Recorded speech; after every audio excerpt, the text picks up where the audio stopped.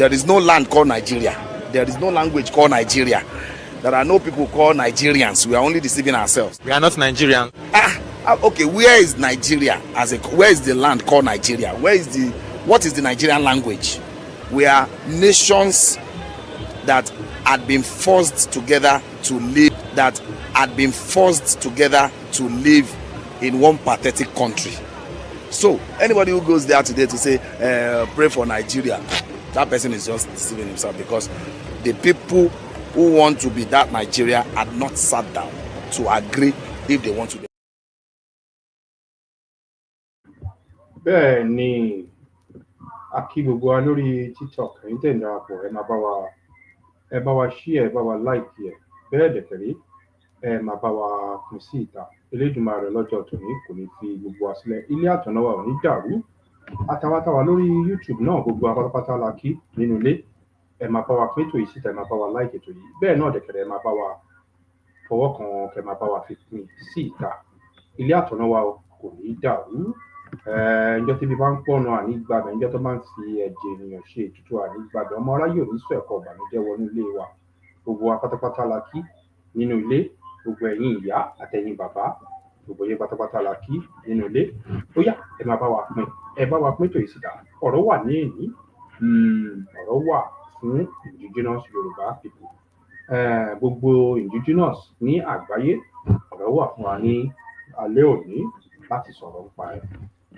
For tonight, we have a lot of things to talk about for indigenous Yoruba, for all the indigenous people.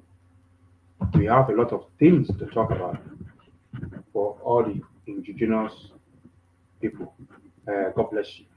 Akibobo, Ashegedigan. Okibobo Ale Pasi, Eba Wakwento yi. Ẹ̀yin tẹ́ wà lórí TikTok náà, ẹ máa bá wa fọwọ́ kan, ẹ máa bá wa fi power tap. Sorry, ètò tí alẹ́ òní, Elédùmarè kò ní fi wálẹ̀ o.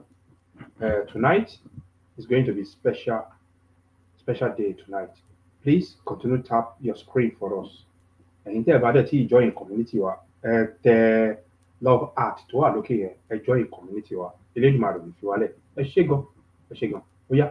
Is Nigeria and Orileede? Let us start with the understanding of the word Ede. The main word there is the word de, and it means to bind. It is from that word we got the word Ede, which means bondage. A Yoruba saying goes Ede lafin de ero, and that gives us an insight into how the Yorubas see language. Before words are spoken, they first have to come to our minds as thoughts. It is language that we use to bind those thoughts into something that can be spoken. Ede lafin de ero, ohun tó ń de nǹkan là ń pè ní èdè. And what are we binding? We are binding our thoughts into spoken words. But more than that, Ede is what binds a people together. When a group of people speak the same language, they share a very different kind of bond. To speak the same language already means we think alike, because the pattern of the thinking of a people is always embedded in their language. So, ohun tó dè wá papọ̀, ohun ni èdè wa. And that is why the Yoruba word for nation is Orileede, Orí-ilẹ̀ tí a ti ń sọ èdè kan náà. A geographical expression within which a mutually intelligible language is spoken. And that is why the word tongue can be used in place of nation, because what makes a nation is the fact that they speak the same language. And this sameness of language is always responsible for the greatness of any nation. England understands this fact, and that is why they have pushed the English language to where it is today. Russia understands this, and that is why they seize every opportunity to speak their language. The Chinese understand this importance of language, and that is why their own language is the language of all their technological products. Ashalewa also understands this fact, and that's why they have devoted their lives to promoting the culture and language of the Yoruba people. There is no telling the greatness that the people will experience if only they decide to speak their language aggressively. That saying goes, Ede lafin de ero. Ẹni bá ń sọ èdè elédè,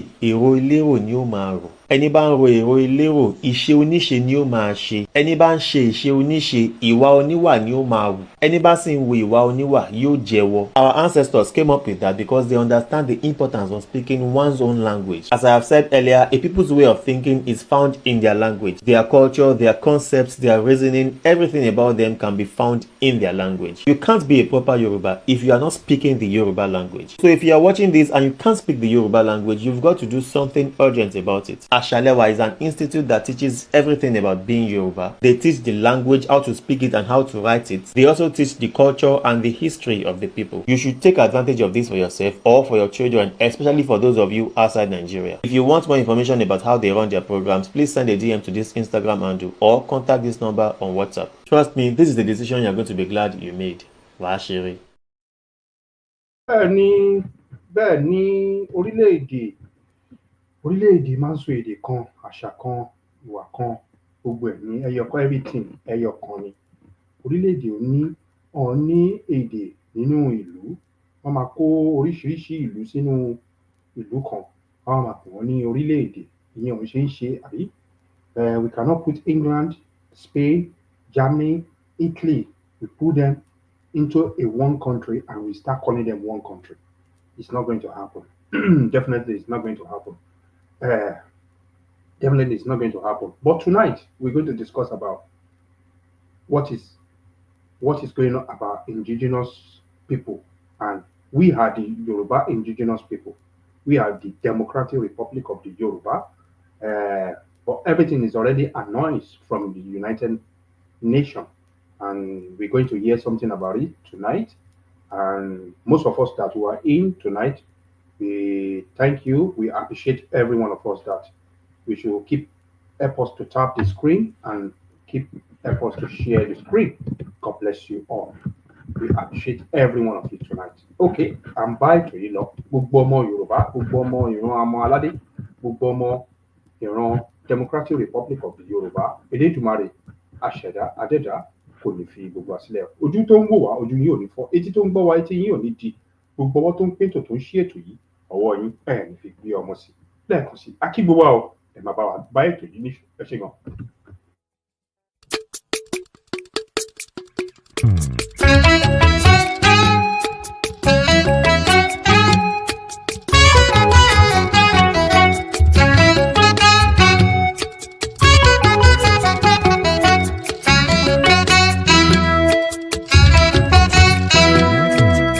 Àṣà wa dára, àṣà wa rẹwà, ẹ jẹ́ ká káwọn ọmọ wa láṣà wa.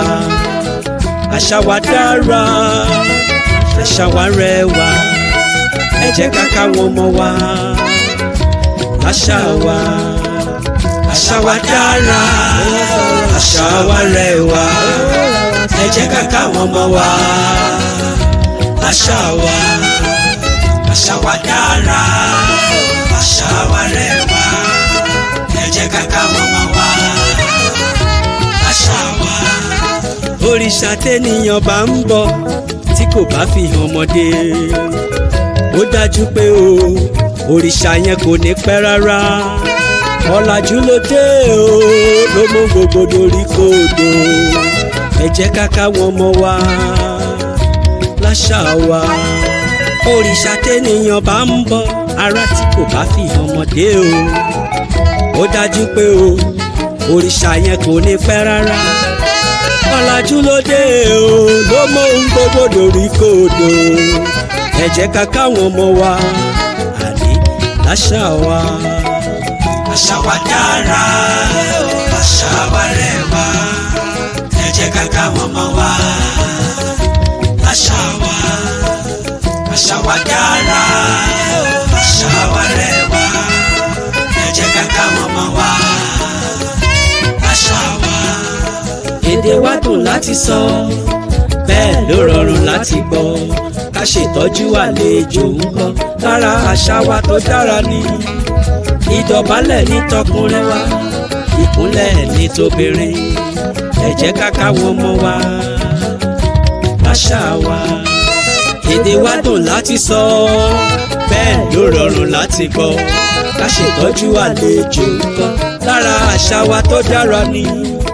Ìdọ̀bálẹ̀ ní tọkùnrin wa, ìkúnlẹ̀ ní tóbìnrin, ẹ jẹ́ ká káwọn ọmọ wa láṣà wa.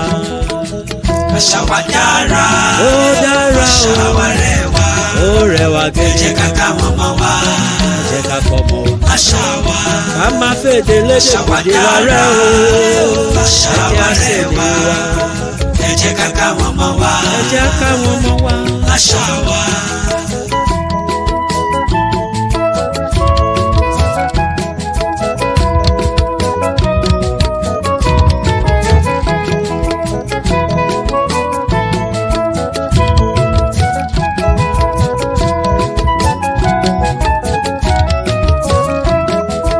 Ìró àti bùbá ní tiwa, kẹ̀m̀bẹ̀ àti ṣòkòtò, káwé gèlè kó dúró lórí, kágẹ́fìlà kó rí ẹni wú.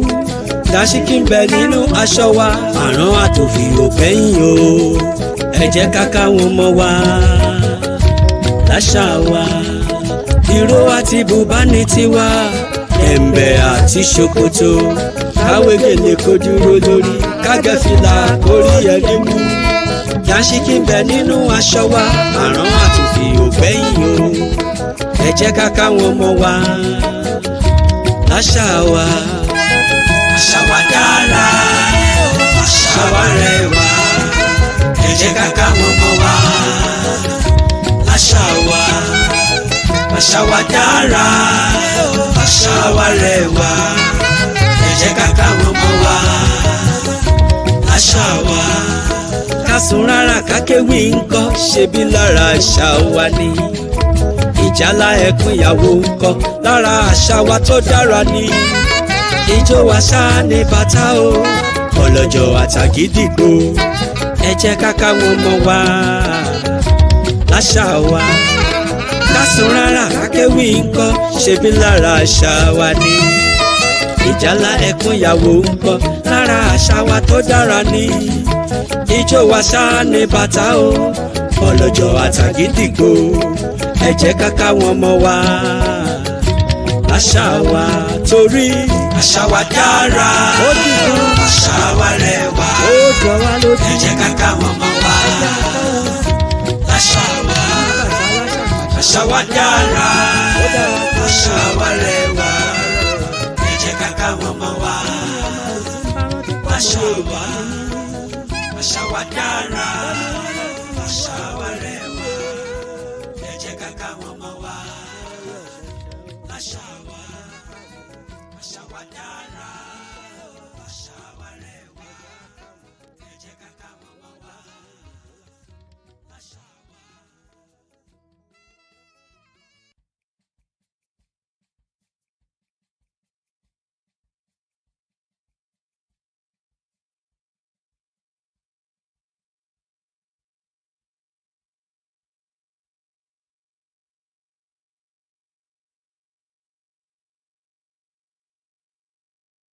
Bring anybody up tonight because we are doing some special announcements.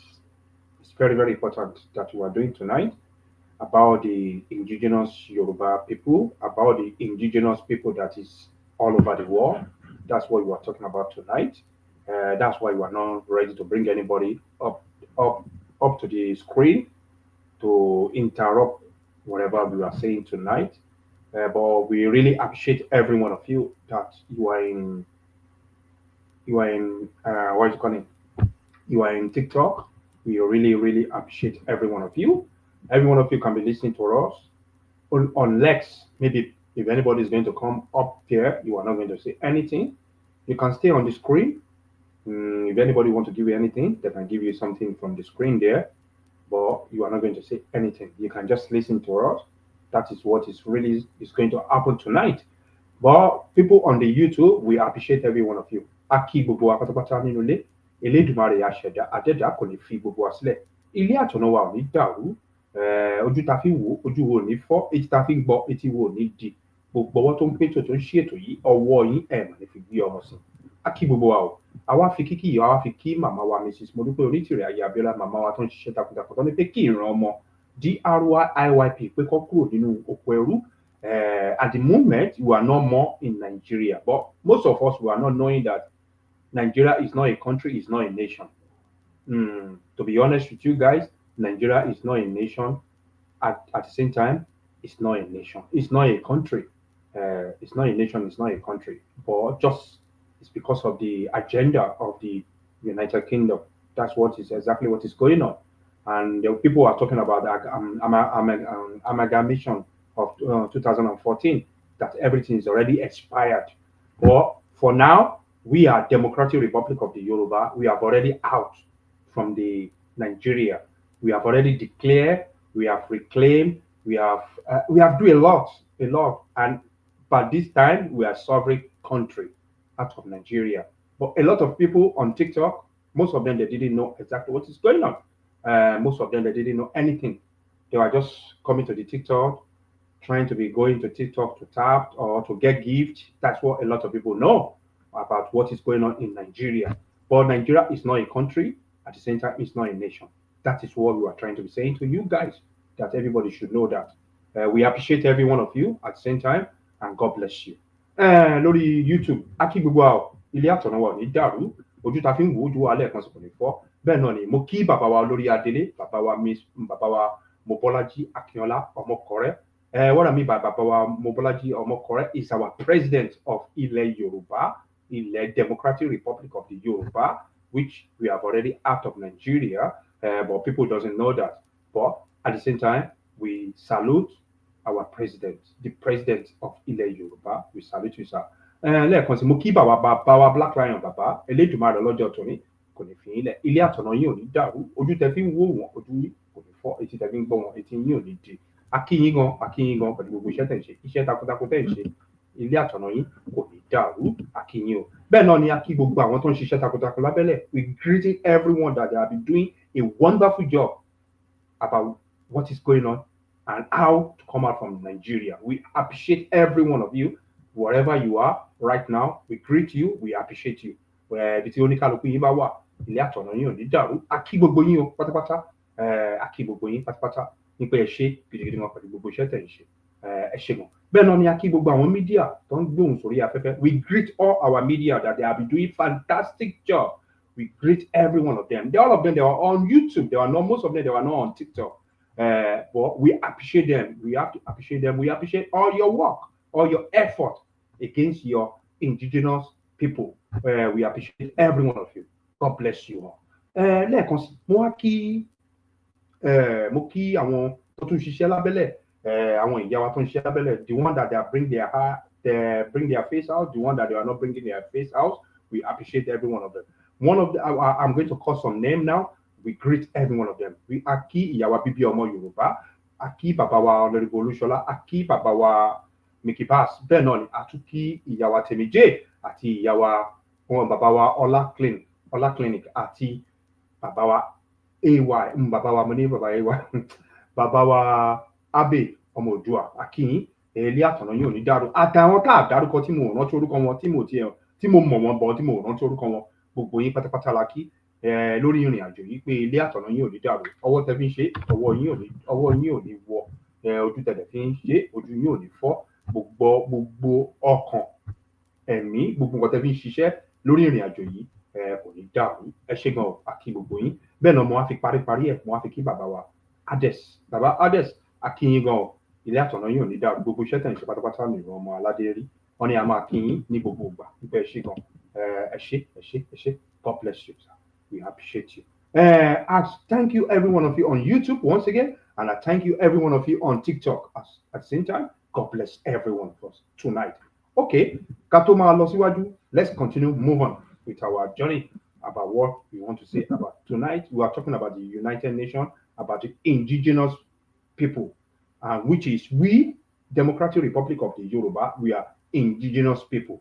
Yeah, we are talking about that tonight. And God bless every one of us that who are here tonight. And every one of you, God bless you once again. Mo kí gbogbo wa ká máa bá ètò yìí ní rìn lọ síwájú. Ó yá, jẹ́ kọ́kọ́ play lẹ́ẹ̀kan sí kó lè máa fi yé gbogbo àwa tá a ṣe ń darapọ̀ mọ́ wa lórí ètò tá lẹ́ẹ̀tò ní. Ó yá. There is no land called Nigeria. There is no language called Nigeria. There are no people called Nigerians. We are only deceiving ourselves. We are not Nigerian. Okay, where is Nigeria where is the land called Nigeria? What is the Nigerian language? We are nations that had been forced together to live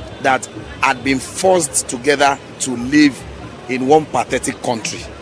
So anybody who goes there today to say pray for Nigeria, that person is just deceiving himself, because the people who want to be that Nigeria had not sat down to agree if they want to be.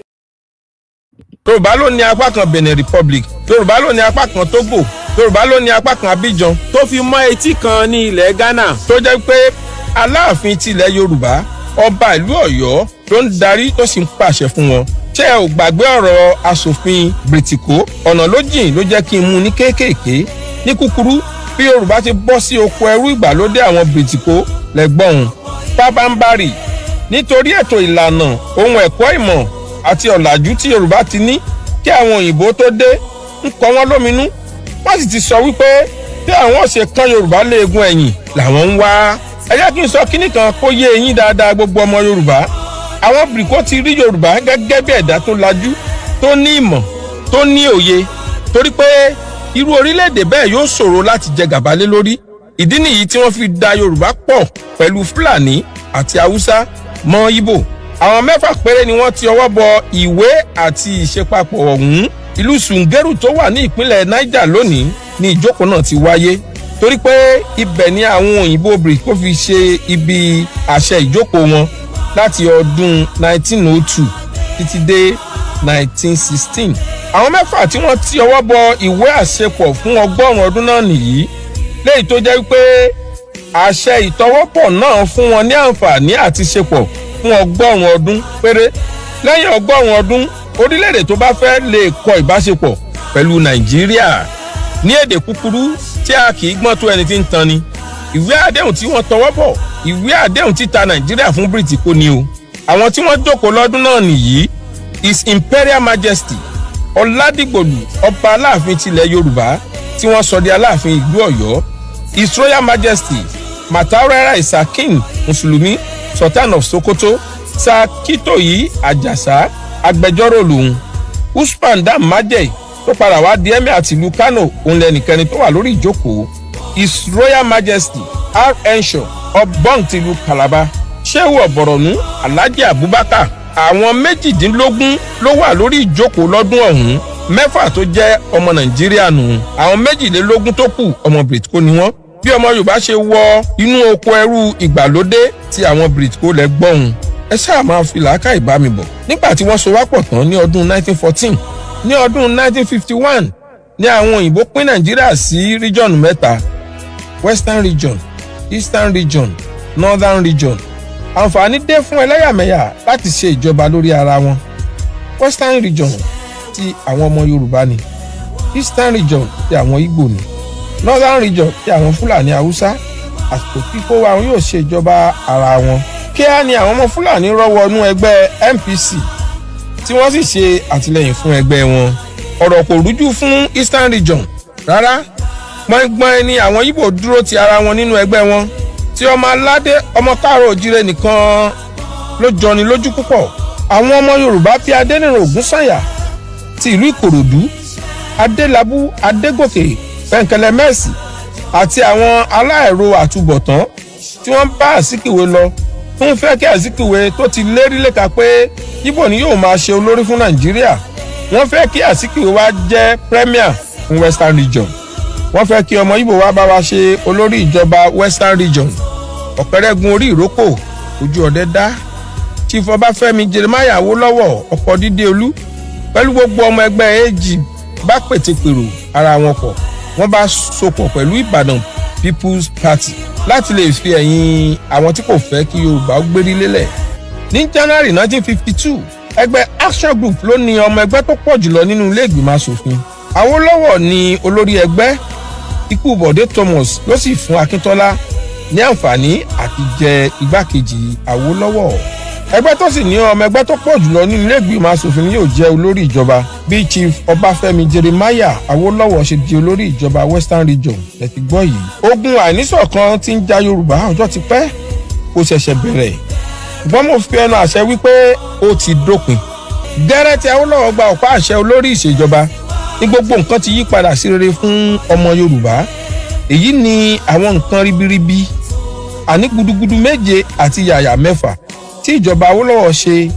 Ilé ìwé ẹ̀kọ́ ọ̀fẹ́ fún 1,400 àwọn ọmọ ọ̀dọ́ wẹ́wẹ̀wẹ́. Èyí ló sì mú Yorùbá jẹ́ orílẹ̀-èdè àkọ́kọ́ ní ilẹ̀ Áfíríkà tó kọ́kọ́ jẹ́ aṣíwájú nínú ẹ̀kọ́. 1959 Western region ló ní èrè oko rọ́bà tó pọ̀ jùlọ ní gbogbo ilẹ̀ Áfíríkà. Pẹ̀lú ìfọwọ́sowọ́pọ̀ àwọn Lebanese ni wọ́n fi dá àwọn ibi ìgbafẹ́ àti ìwòran sílẹ̀ fún àǹfààní àti ìgbádùn ọmọ Yorùbá. Casino Cinema ní Abat Macaulay nílùú Yaba, Corona Cinema ní Ìtafájì nílùú Èkó, Queen Cinema ní Èkó Tẹ̀dó ní ìlú Ìbàdàn, Rex Cinema ní Tẹ́wọ́gboyè Street ló wà nílùú Oǹdó, Lapa House ní Igbóṣeré ní ìlú Èkó, Western House ti Broad Street ní ìlú Èkó, 26-story Cocoa House ní ìlú Ìbàdàn, Ìkẹjà Airport Hotel ní ìlú Ìkẹjà nílùú Èkó, Rubber Plantation láti Ìkẹ́nẹ́ tó fi wọ ìlú Oǹdó. Iléeṣẹ́ amóhùnmáwòrán àkọ́kọ́ irú rẹ̀ ní gbogbo Áfíríkà, kódà síwájú France 31 October 1959 ni wọ́n dá a sílẹ̀. Àwọn olórí orílẹ̀-èdè àgbáyé ń wá ń gba ìtọ́jú ní UCH ní ìlú Ìbàdàn, Olympic World Standard Stadium ní ìlú Ìbàdàn tá a mọ̀ sí Liberty Stadium ní ọdún 1959. Owó ìṣúná ìṣàkóso Western Region jẹ́ £55 million, nígbà tí owó ìṣúná gbogbo Nàìjíríà lápapọ̀ jẹ́ £50 million. Ṣe rí i pé kò jọra wọn rárá. Ìjọba Awólọ́wọ̀ ló dá Ọbáfẹ́mi Awólọ́wọ̀ Yunifásítì ti Ilé-Ifẹ̀ sílẹ̀ ní ọdún tí àwọn akẹ́kọ̀ọ́ gboyè jáde. Gírèdì wọn ṣe rẹ́gí pẹ̀lú àwọn yunifásítì tó kù lágbàáyé ni. Kò sì tí ì sí yunifásítì tó ní àgbékalẹ̀ ní gbogbo Nàìjíríà tó ti Ọbáfẹ́mi Awólọ́wọ̀ Yunifásítì. Ẹ débẹ̀ kẹ́ lọ gan ni. Ìjọba Awólọ́wọ̀ ló ṣe títì ọlọ́dà rẹpẹtẹ, wọ́n faná rogodo, omi ẹ̀rọ aláìníye, ilé ìgbádùn rẹpẹtẹ. Western Region wá di ohun tí àwọn òyìnbó ń jowú. Western Region ti wá ń ṣe ayé ní kàyéfì. Gbogbo ohun mèremère tí Awólọ́wọ̀ ń ṣe ló ń kọ àwọn bìrìtìkó lóminú, tí ẹ̀rù sì ń bà wọ́n àti lè gbé ìjọba fún ọlọ́pọlọ pípé bí Ọbáfẹ́mi, torí pé bí idán ni gbogbo ohun tí ó ń ṣe. Ǹjẹ́ ẹ̀yin ti gbọ́ rí? Tàbí ẹ̀yin ti ẹ̀ mọ̀ pé Nigeria Embassy tó wà ní ìlú London lónìí, Western Region ló ní ilé náà. Owó orílẹ̀-èdè Yorùbá ni wọ́n fi rà á. Ọmọ Yorùbá mélòó ló ń ṣiṣẹ́ ńbẹ̀ lónìí ń dán? Mo sì ní kí n rán yín létí pé Abuja House Mansion tó wà ní Kensington ní ìlú London, Western Region, ọmọ Yorùbá orílẹ̀-èdè Yorùbá ló ní. Awólọ́wọ̀ ló rà á fún ìgbé ayé ìdẹ̀rùn fún àwọn ọmọ Yorùbá tó bá wá sí òkè òkun láti mọ̀ rí lò. Ẹ gbọ́ ná, ọmọ Yorùbá mélòó ló wà níbẹ̀ lónìí? Ẹ sọ fún mi. Àbí ẹ̀yin ò mọ̀ pé ibi tí Nàìjíríà ń lò fún àwọn alálàájì àti alálàájà tí wọ́n bá lọ sí ìlú Saudi láti lọ ṣiṣẹ́ Allah, ìjọba Awólọ́wọ̀ ló rà á fún àwọn ọmọ Yorùbá tí wọ́n bá lọ sí Saudi. Gbogbo rẹ̀ ni wọ́n ti sọ di ti Fúlàní. Ọmọ Yorùbá mélòó ló ń dé síbẹ̀ lásìkò yìí? Mo fi Elédùmarè tó ní ẹ̀mí mi búra pé gbogbo rẹ̀ pátápátá ni Yorùbá yóò gbà padà. Iṣẹ́ wa lẹ́wà orílẹ̀-èdè wa, kàgbéga kàgbéga kàgbéga fàyè rí. Mo kí gbogbo apátápátá, mo kí ọmọdé, mo kágbàlagbà, mo kọ́kùnrin, mo dẹ̀ kí obìnrin lórí ètò ti alẹ́ ètò mi. Elédùmarè kò lè fi gbogbo wa sílẹ̀. Ojú tó wò wá, ojú yín lẹ́ẹ̀kan sí kò lè fọ́. Etí tó dẹ̀ ń gbọ́ wa, etí yín kò ní di. Ká má gba àkókò wa jùlọ títí lórí ètò ti alẹ́ ètò mi. Lẹ́ẹ̀kan sí, tó bá ń béèrè lọ́wọ́ wa pé kí ló ń jẹ́ indigenous Yorùbá, tó bá ń sọ pé ẹja má ṣe sọ pé indigenous Yorùbá people, tó bá ń sọ pé kí ló ń jẹ́ àwọn, kí ló ń pè ní indigenous people, kí ni nǹkan tó ń pè ní indigenous people? Àwọn èèyàn tó ń gbé orí ilẹ̀ yìí, ibẹ̀ náà bí wọn sí. Orí ilẹ̀ yìí, ibẹ̀ náà ti ń sọ èdè kan. Orí ilẹ̀ yìí, ìṣe kan ni gbogbo wọn ń ṣe. Orí ilẹ̀ yìí kan náà, oúnjẹ kan náà ni gbogbo wọn ń jẹ. Orí ilẹ̀ yìí kan náà, ìwà wọn ò yàtọ̀ síra wọn. Orí ilẹ̀ yìí kan náà, aṣọ kan náà ni gbogbo wọn ń wọ̀. Àwọn yìí náà ń pè ní indigenous people.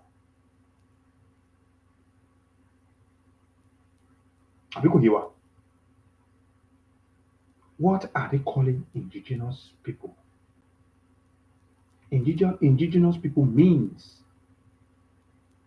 people that they have their own land, one language, one language. They eat one food. They communicate together the same way. They speak the same everything that they were doing in that land. Everything is the same.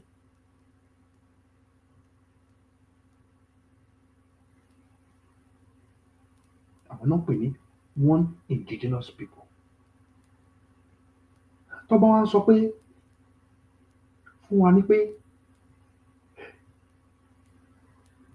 àwọn indigenous people tá à ń dárúkọ yìí kí ni ẹ̀yà àbí kí ni ìwà àbí kí ni ìṣe tó fi ń dá wọn mọ̀? Ó pọ̀ lóríṣiríṣi. Àbí kí ni irú agbára tán ní? Ó pọ̀ lóríṣiríṣi. What kind of power are they have? These indigenous people, they have many power in their own land. Even although most of the indigenous people in all over the global world, they have killed so many of them,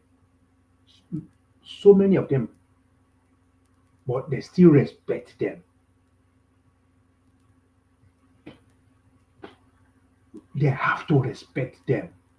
They respect them from the United Nations. Or respect wọn nínú United Nations.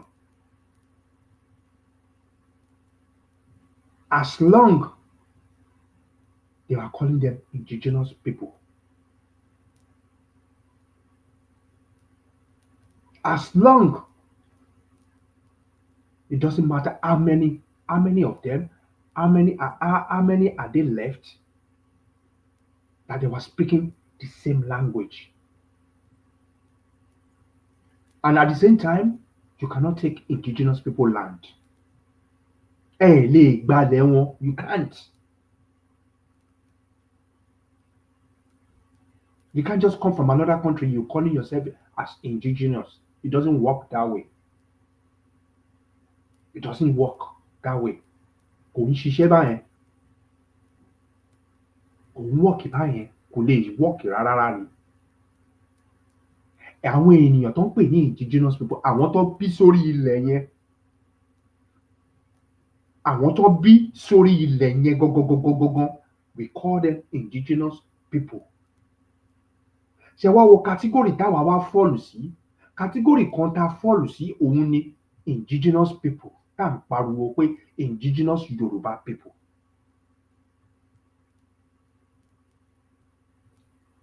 But táwọn kan ṣe kí ni? Tó ń ṣe láńgbá. Ẹ wá wo respect, accolade, serious respect tó fún wọn ní United Nations. A máa play video yẹn fún wa o.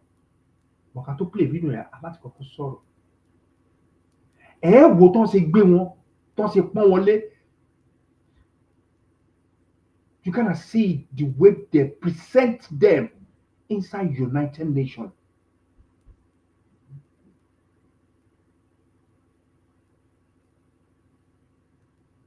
This is not hiding respect, serious respect. And inside the United Nations, they make one speech from inside the United Nations that is it gave all the indigenous people power. Ó fún wọn ní agbára. Ó fún wọn ní agbára ní gbogbo àgbáyé. Ó fún wọn ní respect ní gbogbo àgbáyé. Ó fún wọn ní ipò ní gbogbo àgbáyé. Nǹkan kí nǹkan tó bá wù ẹ́ kó pè. Anything you like, call it. The power is there. Àbí kò yé wa? The power is there. You cannot take indigenous people land. ò lè gbalẹ̀ wọn. No matter what, you can't. Any country, it can support the indigenous people. Any country. Then we support indigenous people. Even though United Nations will support indigenous people.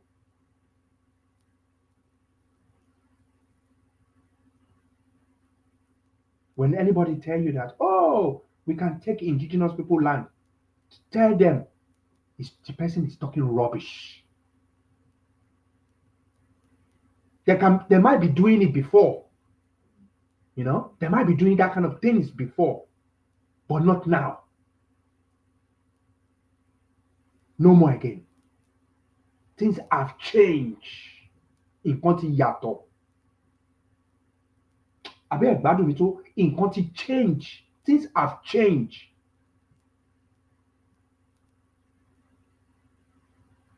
A lot of things have changed. Kò rí bí ti tẹ́lẹ̀ mọ́. Kẹ wá wo irú agbára tó fún wọn ní United Nations. A máa play video yẹn. Ẹ̀yin gan ẹ̀ wò pé ṣagbára yìí ló pọ̀ tó yìí. Tẹ bá lè wò dáadáa, tẹ bá wò dáradára, ẹ wo gbogbo ọ̀rọ̀ tí màmá ti sọ tẹ́lẹ̀tẹ́lẹ̀. Ní pé àwọn kọ̀ọ̀kan wà tó jẹ́ pé ká bá lò ó, gbogbo eléyìí táwọn èèyàn ń ṣe tó ń ṣe láńgbá yìí, á ju agbára lẹ̀. Òun ni ó pẹ̀lú tí màmá fi kọ́kọ́ sọ fún wa pé káwọn àwọn ọmọ DRY ń pé kán dìde. Ní pé kán dìde nígbà yẹn, àwọn kan fi ojú fò ó.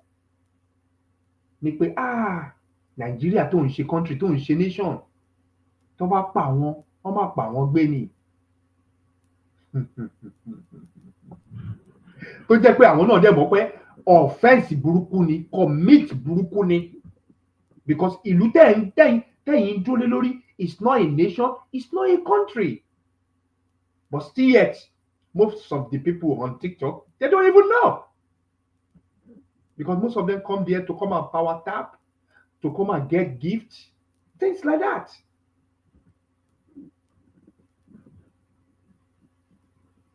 Where they're supposed to fight, they didn't look into it. They were looking another diversion. It can't mean àwọn wò entirely. It can't mean àwọn wò. Kò dẹ̀ ń ṣẹjọ́ wọn. Ibi tó put mind wọn sí, ibẹ̀ làwọn wò. The other side run làwọn wò. Which kò dẹ̀ kó rí bẹ́ẹ̀.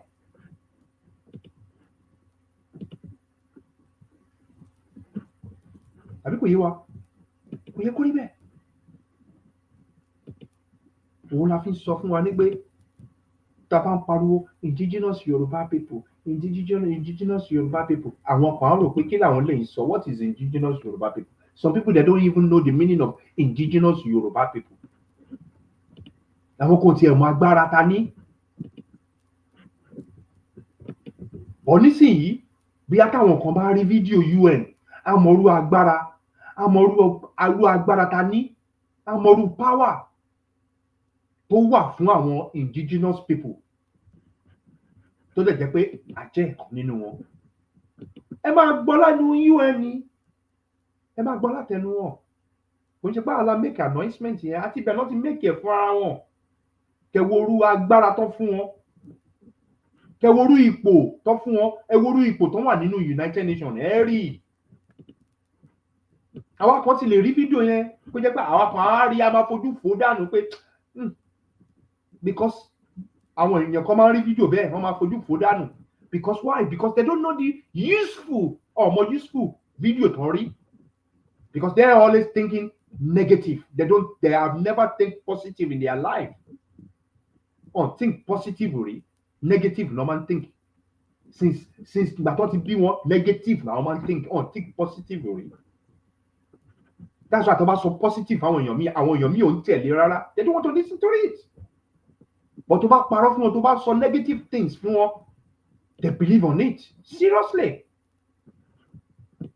Àbí kò yé wa? They believe on it.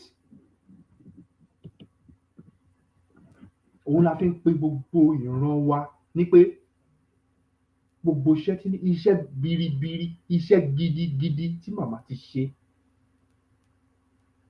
tó ti ṣe fún ìran ọmọ DRY a lè sọ tán. tìbẹ́ èyí tá a rí la rí èyí tá àti ẹ̀rí ńkọ́ tí màmá ti ṣe lẹ́yìn tá àti ẹ̀ fojú rí rárá tá àti ẹ̀ tí ìfètí gbọ́.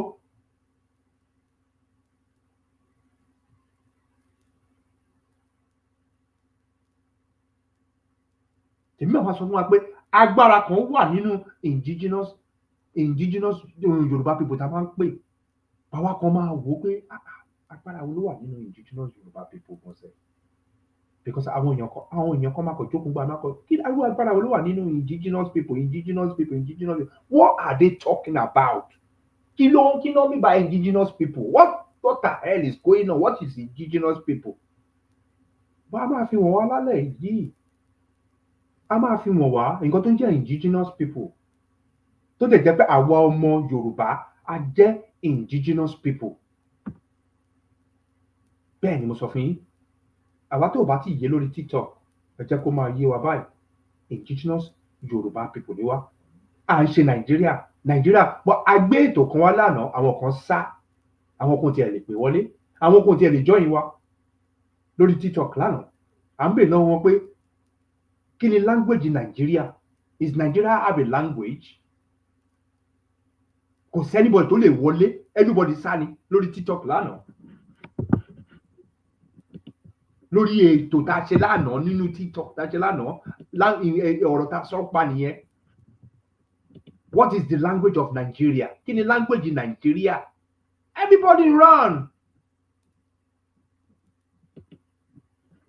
Nobody tó lè hard wa nínú TikTok lánàá gbogbo wọn sá lọ ní.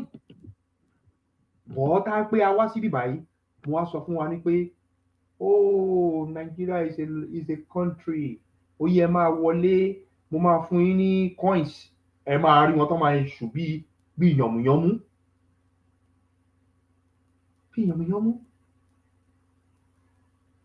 wọ́n dẹ̀ máa ń sọ pé my people perish because of lack of knowledge. àwọn èèyàn wa wọ́n ti ṣègbè because àwọn nǹkan kan kò yé wa rárá. tó bá ti fún wa ní àwọn kọ́bọ̀kọ́bọ̀ tíkìntíkìn a ti gbàgbé àìsàn tó ń ṣe wá àmọ́ àìsàn tó ń ṣe wá mọ́. lẹ́yìn tá a bá ti fún wa kọ́bọ̀kọ́bọ̀ tá a ti ná kọ́bọ̀kọ́bọ̀ tó fún wa àìsàn tó ń ṣe wá yẹn á tún wá padà wá. that is what irú èèyàn tá a jẹ́ nìyẹn irú èèyàn tá a jẹ́ òun mò ń sọ fún wa yìí mo sọ fún àwọn ọmọ Yorùbá irú èèyàn tó jẹ́ nìyẹn kò ń ṣe gbogbo àwọn ẹ má get me wrong kò ń ṣe gbogbo àwọn irú èèyàn tá a jẹ́ ni mò ń sọ fún wa. because táwọn kan bá sọ pé Nigeria I'm from Nigeria I'm from this. What is the language of Nigeria? tó ń pariwo pé tó ń boast lé lórí fún kí ni language Nigeria ní? Nigeria ò ní language. Nigeria is not a country. àti àti gbé fídíò wa most of the time. káwọn èèyàn rí kí memory wọn lè jí ojú wọn lè ṣí kọ́ lè mọ̀ kan tó ń dúró lé lórí kọ́ lè mọ̀ kan tó ń bọ̀rọ̀ lọ. but still yet their memory is not focused on there. mind wọn ò tiẹ̀ lọ síbẹ̀ rárá. títí indigenous people ló tún jáde yìí a tún play fídíò ẹ̀ bí a memory àwọn èèyàn àti ẹ̀ ṣí bí a thinking tó ti ẹ̀ ń rò thinking táwọn èèyàn ní sí mind tó wà ní orí wọn àti ẹ̀ lè kúrò because we know that ìyà ò dá lára. It's true. Sufferness is not good. Sufferness is a disease. wọ́n dìrètì àwọn èèyàn fún nǹkan táwọn gbọ̀ngàn ní fúnra wọn kọ́ máa gùn yín lórí pẹ̀tẹ̀pẹ̀tẹ̀pẹ̀tẹ̀pẹ̀tẹ̀. ẹ rí báyìí àwọn tó ń wà ní ìlú yìí àti àwọn gọ́ọ̀mẹ̀ntì yìí ẹ máa rí ilé wọn tó ń kọ́ kiri ṣèbí fídíò kan lágbé wá sí ìgbà yẹn akọ̀pílẹ̀ lásán bá YouTube gbé wa wálẹ̀ lẹ́sẹ̀kẹsẹ̀ ni ó gbé wa wálẹ̀ lórí fídíò kan tá a play bíbá yẹn ilé máa ń ṣọ̀ báyìí tán wọ́n gbé fídíò yẹn wálẹ̀ ni èmi kan wò pé kí ló dé gbé wa wálẹ̀ nǹkan kan tẹ̀lé lẹ́yìn ni mo wò pé kí ló dé lórí fídíò tá a ṣe yìí mì pé fídíò yẹn wọ́n ti sanwó fáwọn YouTube nígbà tó bá ti rí fídíò yẹn ní platform kọ́kọ́ gbé wọn wálẹ̀ ni mo kàn rẹ́rìn ni fídíò náà lọ́ọ́ mi o fídíò yẹn ẹ fẹ́ ẹ̀kọ́ ó ń lọ sórí TikTok ẹ lọ sanwó fún wọn lórí TikTok ó ń lọ sórí TikTok láìpẹ́ ẹ lọ wọlé táwọn gómìnà yín àwọn gómìnà yín tó ń jí gbogbo owó ẹ lọ wọlé kọ́kọ́ àyà yín á já ẹ̀mí á gbọ̀n wọ́n wá ti gbogbo àwọn èèyàn wá tì wọ́n sórí TikTok kọ́ máa lọ bẹ̀bẹ̀ fún owó kọ́bọ̀kọ́bọ̀ kọ́ máa lọ bẹ̀bẹ̀ fún owó àwọn ọmọ oníran tó ní resources tí gbogbo resources wálẹ̀ táwọn òbèrè kan wá kàn déédéé ná owó wọ́n parọ́ tán wá wọ́n pè ní country Nigeria just not a country Nigeria is not a nation Nigeria ò ní language that's not nothing called Nigeria àti sọ most of the time gbé tó wá bí alánà tó bá bold enough come to the screen má bẹ̀rù kí a sọ̀rọ̀ nobody come up no nobody not even one ló wá sórí ètò lánàá àtúnṣọ tójú bí ojú ń tì ẹ ni àbí nǹkan ṣe ẹ ní kíní kan má jẹ́ kójú tì ẹ wá sórí ètò wá sọ̀rọ̀ a máa láyé ẹ pé Nàìjíríà ò ń ṣe ìlú iṣẹ́ ò ń ṣe ìlú wọ́n parọ́ fún everybody ni àwa náà ti wà nínú stage yẹn rí a ti wà nínú shoe yẹn rí it's not a country it's not a nation àti sọ àwa gangan ni indigenous people a máa play video indigenous people fún wa láìpẹ́ tí mo yẹ sọ àbádẹ́sẹ̀ wọlé ní tó play video yìí mo fẹ́ kọ̀ bí ẹ àbádẹ́fẹ̀ jẹ́ play lẹ́ẹ̀mejì ṣá àbí kò yé wa ẹ má jẹ́ àtànra wa ẹ má jẹ́ kó parọ́ fún wa èyí tó ń tàn wá ti tó èyí tó ń tì wá bàlàbàlà ó ti tó ẹ wo Ibrahim Tari ẹ wo ìlú wọn gbà ọ́nà bẹ̀rẹ̀ ẹ wo ìlú wọn sìn ìlú wọn làwọn èèyàn wọn ń pariwo sìn lọ́ fi ń sọ̀rọ̀ lọ́ fi ń kọrin lọ́ fi ń ṣe kíni gbà táwa ń play nígbà ìgbà yẹn people are blind wọ́n ti blindfold a lot of people gbà yẹn nínú gbogbo àwọn mídíà eléyìí ń ṣe post àfin post nínú gbogbo àwọn mídíà tó yẹ ṣe ń sọ̀rọ̀ ní ibùdó àwọn tó wà nílé sí tó ń ṣẹ̀ṣẹ̀ ń gbé Ibrahim Tari akọ̀ máa ń rẹ́rìn ni ìmọ̀ bàbá dẹ̀ kọ̀ máa ń rẹ́rìn àìmọye nǹkan tá ti rí pa ẹ̀ pé pọ̀pọ̀ ìṣẹ̀lẹ̀ people think we don't know what we are talking about tí mídíà ṣe ń ṣiṣẹ́ ó yàtọ̀ táwọn ènìyàn ṣe ń think sí mídíà láti wà ahead ni a lot of things that is show me by media ready to face anything you are ready to face anything àbí kò yé wa fídíò kan wà bí àtà máa ń play náà èèyàn kan náà ti play lábẹ́lẹ̀ tí ó lè gbé síta ní láti dárúkọ onítàn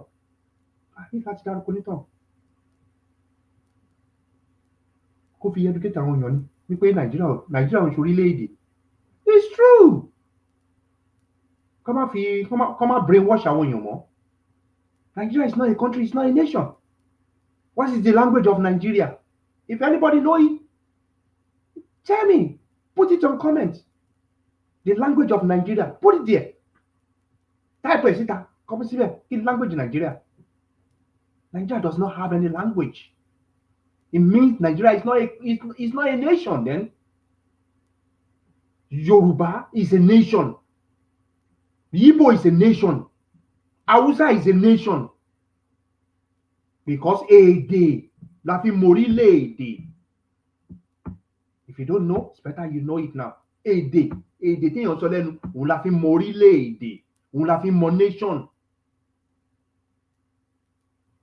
a language we use to know a nation language tẹ́ ń sọ lẹ́nu whatever language you are speaking out of your mouth that is what they call nation not the country that they put a nation 3 nations into one country they are calling them a nation tó bá dẹ̀ sọ fáwọn èèyàn they are ready to die on that name ìbẹ̀rù máa ń sọ fáwọn èèyàn tó bá ti ń kú lórí nǹkan tó jẹ́ òdodo ò ní pẹ́ kú náà ni. That is it. Because tó bá ń defend irọ́ yẹn náà ló máa pa ẹ́ lọ́jọ́ kan. Tó dẹ̀ ti wọ̀n ní gbogbo àgbáyé pé Nigeria is not a nation, it's not a country. Ó ti wọ̀n ní gbogbo àgbáyé.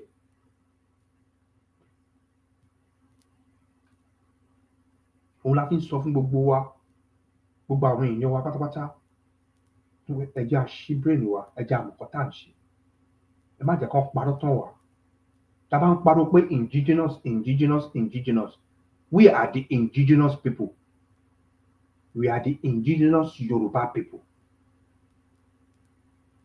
Kí dẹ̀ ló máa fi mọ indigenous people? Èdè tẹ́ ń sọ ní ẹnu, èdè kan náà tí gbogbo yín sọ ní ẹnu, òun ló fi mọ indigenous people. Kí ló dẹ̀ tún fi mọ a nation? Èdè tẹ́ ń sọ ní ẹnu, tí gbogbo yín sọ ní ẹnu, òun ni ló fi mọ nation. Wọ́n dẹ̀ sọ pé ìwọ tó bá sọ èdè lédè, wàá wù ìwàkuwà ló máa wù, ìwíkúwì ló máa wí. Òun lè fi ráwọn èèyàn tó wà nínú tó ń pera wọn ní Nàìjíríà tó fi ń wí ìwíkúwì.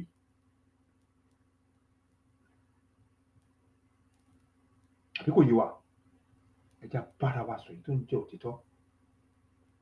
Mo mọ̀ pé òtítọ́ máa ń korò. Truth always bitter. Ó máa ń bitter ni all the time. Ó máa ń bitter. Tó bá gbọ́ òtítọ́ ọ̀rọ̀ bá wa pé ó máa ń sọ fún mi mọ́jà rè, mo ti gbọ́ ẹ. That is the truth. People always argue with truth. Truth no ma argue pẹ̀lú ẹ̀ because they don't want to know the truth. They just want you to be giving them lies. Kó máa parọ́ fún wọn all the time. They love that. But we are not ready here to pretend you lies. We have to tell you the truth.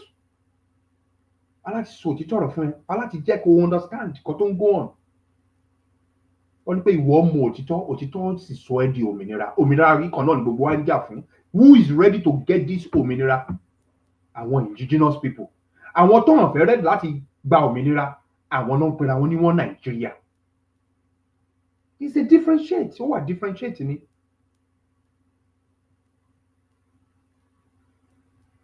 Òun la fi ń bára wa sọ̀rọ̀ yìí tó ń jẹ́ òtítọ́ ọ̀rọ̀ báyìí. Ẹ jẹ́ àpíntò yìí, ẹ jẹ́ kó lọ kiri káwọn èèyàn gbọ́, lọ́mọdé lágbàlagbà, lọ́kùnrin lóbìnrin, kán gbọ́. Ó ṣe kókó. Elédùmarè aṣẹ̀dá ajẹ́dá kò ní fi wálẹ̀. Lẹ́ẹ̀kan sojú ta fi ń wo ojú wo ní fọ́. Etí ta fi ń gbọ́, etí wa ò ní dì. Gbogbo ọwọ́ tó ń píntò tó ń láìkè tó yìí, ọwọ́ yín bẹ́ẹ̀ máa ní fi gbé ọmọ sí. Mo kí wa o. Bẹ́ẹ̀ ni mo kí àwa ìyá, mo dẹ̀ kí àwa bàbá. Lórí ètò talẹ́ òní, ká tó play fídíò yìí, bí bàbá Adés bá tún wọlé, à play lẹ́ẹ̀kan sá jẹ́ lẹ́ẹ̀mejì la máa play ẹ̀. Àbí kò yé wa? Fídíò yìí ó sọ̀rọ̀ nípa indigenous people ní United Nations. Ọmú indigenous people wọ́n mú ní ọ̀rọ̀ tó ṣe kí ni tó wà kọ̀ọ̀kì, ọ̀rọ̀ tó ní agbára ni. Wọ́n ní ẹ lè fi idà padà, ẹ lè fi idà dáàgbò àwọn indigenous people rú. Ẹ lè dá orí wọn rú. Àbámọ̀ nílé sọ̀rọ̀, mò ń sọ̀rọ̀ lórí fóònù. Everybody máa gbọ́ ọ̀kan tí mo sọ. Ẹ lè dá mind wọn rú. Àbí kò yé wa? Kò sí nǹkan tẹ́ lè ṣe tẹ́ lè fi deceive wọn. Nínú United Nations yìí kan náà, wọ́n náà wọ́n máa support wọn. Àwọn máa fún wọn ní good support lẹ́yìn. Àbí kò yé wa?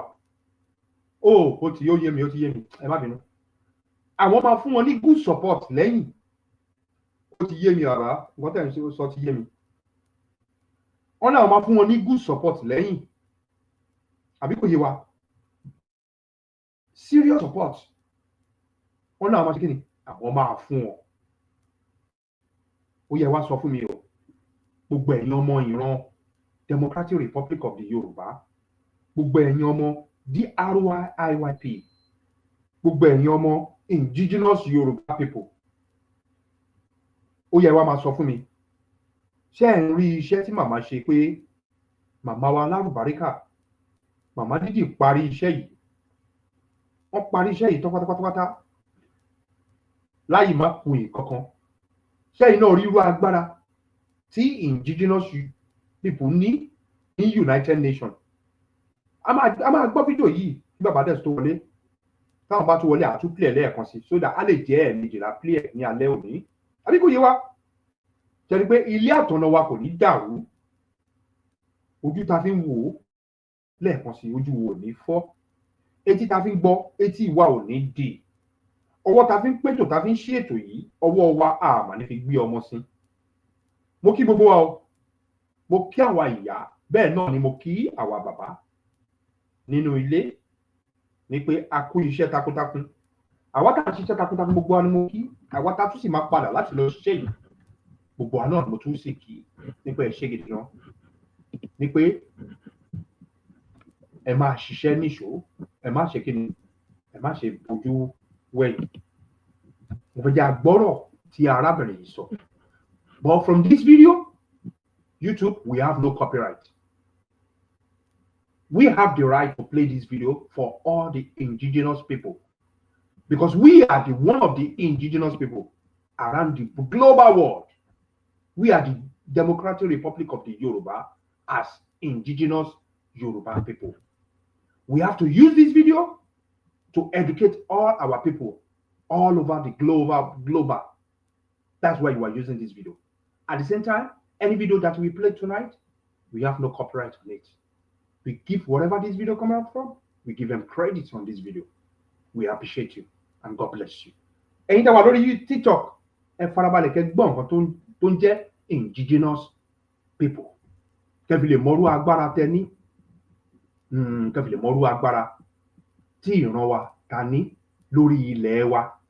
Àwọn tó ń parọ́ tó náà fẹ́ wá gbalẹ̀. Wọ́n tọ́ra wọn ni o. They are all just deceiving themselves. They are all joker. Tàbá sọ pé joker ni wọ́n ní gbogbo wọn. They are all just joker. Bẹ́ẹ̀ ni mo sọ fún yín. They are just joker. Kò bá àpò èèyàn méjì, kò bá àpò èèyàn mẹ́ta. Àgbà odidi orílẹ̀-èdè.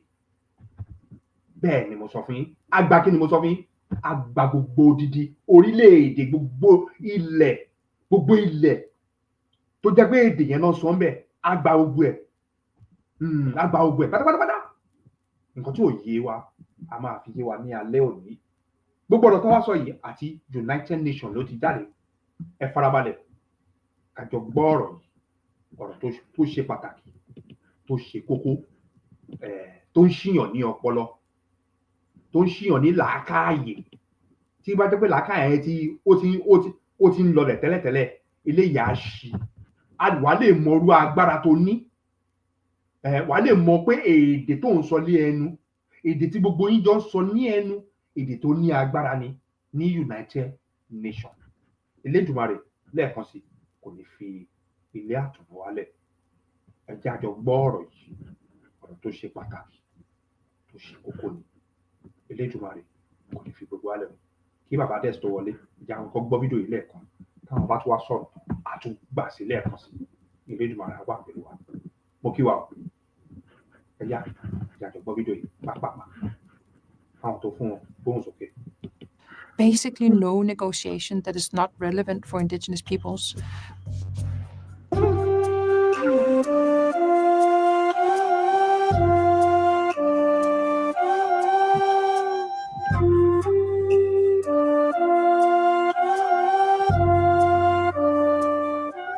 UNDRIP is not a document to be celebrated once a year. It is a living framework that must guide how we govern, how we invest, and how we treat one another on the shared Mother Earth. We want to move forward to be able to have jurisdiction on our own lands, on our own resources. In Rapa Nui, we have our own administration of our heritage, and now we want to do some networking to make it stronger. The individual and collective rights of indigenous peoples are non-negotiable. Now and forever, we stand with you all in making those rights a reality for indigenous peoples everywhere.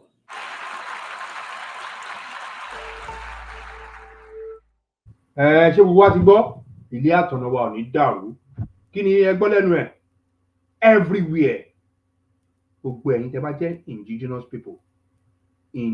people kẹ́bí lè mọrú agbára tẹ́ ní Elédùmarè kò ní fi gbogbo àsílẹ̀ o ilé àtọ̀nà wa kò ní dàrú ó yá bàbá dẹ̀ ẹ ṣí gbòǹgbò yín kẹ́yìn náà ṣe kéde fire dey go. Sẹ́gbẹ́ bàbá. Ó clear bàjẹ́. Ó clear.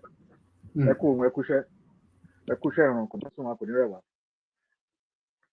A kí gbogbo ata lórí ètò pátápátá a kí ojúlówó ọmọ indigenous Yoruba people Orileede Democratic Republic of the Yoruba. We say welcome to everyone that's on this platform, including those on the platforms on our extra platforms such as the TikTok. We say welcome. It's for those of you that doesn't understand Yoruba. Fortunately and unfortunately, we have to speak in our dialect, in our language, Yoruba. So we plead ahead to be very perseverant with us. Just along the line, we're probably going to mix it with just to get you along as it goes on. And for those of you that are Yoruba that doesn't understand Yoruba, we appeal to you to remain calm. We will try as much as possible to interpret these in two ways. But we believe we believe we all need to know the language. So, and specifically, it has to be in Yoruba language. So we appeal forward before proceeding. Aki gbogbo alẹ́ kan sí gbogbo àwọn ọmọ ojúlówó ọmọ Yorùbá pápátá tó ń bọ̀ wá. Aki wa ní àgbáyé. Aki gbogbo àwọn tó wà lórí ètò tó ń bá wa ṣètò.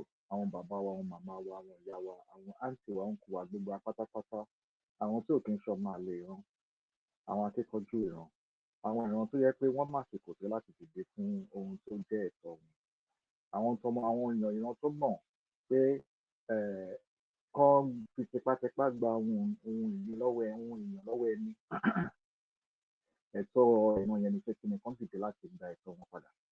Kò ń ṣe pé ọjọ́ ìní nìkan fún ọjọ́ ọ̀la àwọn ìran wọn ló ṣe kókó gbogbo pátápátá la sí fún gbogbo ìpàdé àsìkò tá a máa ń pàdé ara wa láti sọ èyí tó jẹ́ kókó ọ̀rọ̀ láti fi ọ̀rọ̀ dénú ọ̀nà fún ara wa ká fọ̀rọ̀ yìí yéra wa àbí kò yé wa bó ṣe lọ lórílẹ̀‐èdè wa ti Democratic Republic of Yorùbá. Ẹ ṣeun gan-an gbogbo àwọn ìyá tó ń bá wa share like ẹ bá wa tẹ̀sẹ̀ ẹ bá share ètò afẹ́sọ àwọn kọ̀ọ̀kan ẹnu bá ṣe máa sọ̀rọ̀ tó ìmáà jáde ní ọ̀rọ̀ ti lójú ẹ̀ kò ní sún wa kò ní rẹ̀ wá o àti gbogbo ojúlówó ọmọ ayé wa ti di àgbà lórílẹ̀‐èdè Democratic ní lórílẹ̀‐èdè Yorùbá gbogbo pátápátá la kí tó ń bọ̀ wá àwọn tó máa gbé ètò lọ́wọ́lọ́wọ́ àtàwọn tó máa fẹ́ ètò gbogbo la kí síwájú gbogbo àwọn Yorùbá pátápátá la kí ọ àti indigenous Yorùbá people kékeré ńlá gbogbo pátápátá la fọwọ́ sí ẹ káàbọ̀ ẹ kú kalẹ̀ ẹ ṣeun gan.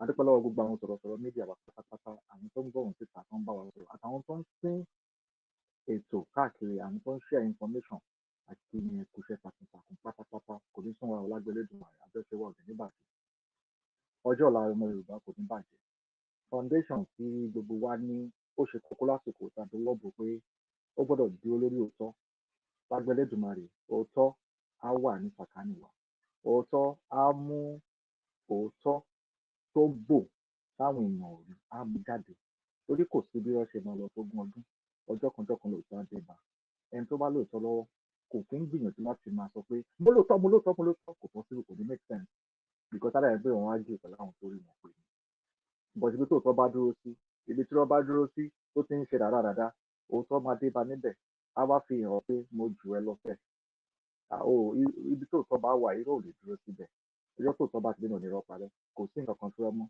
irọ́ máa lọ bẹ́ẹ̀bẹ́ẹ́ but ọjọ́ tó òótọ́ bá ti dé tó ara gbogbo àwọn ọmọ àìwá ti di àrùwà kádó sórí òótọ́ jẹ́ kádó sórí òótọ́ o torí nínú ìrìn àjò tó dorílẹ̀-èdè yìí a ti rí ohun tó òótọ́ fi ṣẹlẹ̀ pẹ̀sẹ̀ dáadáa a dẹ̀ ti rí ohun nǹkan tí irọ́ ti ṣe a ti rí ohun ìbànújẹ́ abanilórúkọ jẹ́ oríṣiríṣi la ti rí àbí kò yé wa but a nígbàgbọ́ torí pé kí gbogbo bá a ṣe ń lọ nínú àjò ní Ọlọ́run fi hàn wá ní kọ̀ọ̀kan pé irọ́ rèé even gan ni táwọn àwọn gan mọ̀ pé lẹ́tà láàyè pé irọ́ gan ni láti pé òótọ́ ni àbí kò yé wa gbogbo ohun tó bá dàrú pátápátá òótọ́ máa mú ojú jáde láìpẹ́ láì jìnnà kò kí ń pẹ́ náà ó máa tọ́ mójú gbogbo jáde àti gbogbo alẹ́ kan sí ẹ̀ṣọ́ nǹkan tẹ wá sí orí ìkànnì ọmọlájẹ tẹ wá bá àṣẹjọ tó jẹ́ òótọ́ àti gbọ̀n tó ń ṣe fún màmá pátápátá àti wọn ń kúṣẹ́ ìràn wọn ń kúṣẹ́ ìlọsíwájú àwọn indigenous Yorùbá tó pátápátá bẹ́ẹ̀ la kí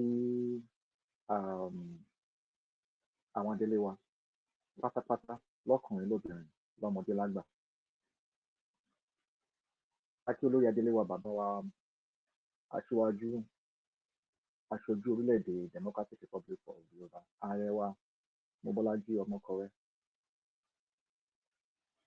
A dúpẹ́ lọ́wọ́ wọn pé wọ́n kúṣẹ́ ìràn wọ́n kúṣẹ́ àdúró tini wọ́n kúṣẹ́ tí wọ́n dúró tì ràn wọn lásìkò yìí pé a lè fi orúkọ wọn yangàn pé tẹ̀ orílẹ̀-èdè Democratic Republic of Yorùbá olórí Ọládélé oní president.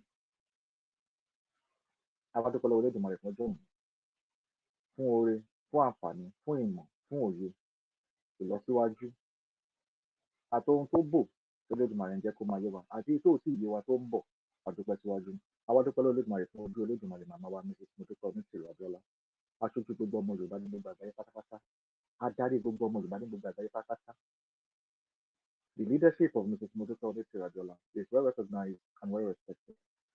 The only legendary leader that still exists today that has been persistent that the indigenous Yoruba people should be set free from the slave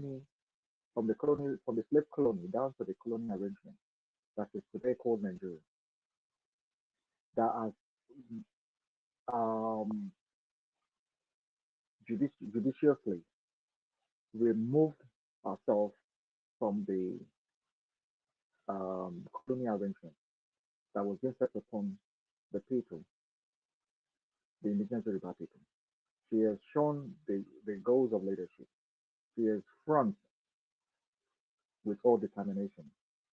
She has empowered a lot of people that are born origin of the Yoruba descent to wake up to the call, to realize, to understand the major power of priority, to set up a goal, to set up the pedestal for the coming of the future generation of the Yoruba, that they will be redeemed from any endeavor of evil to overtake their future and to rewrite their history.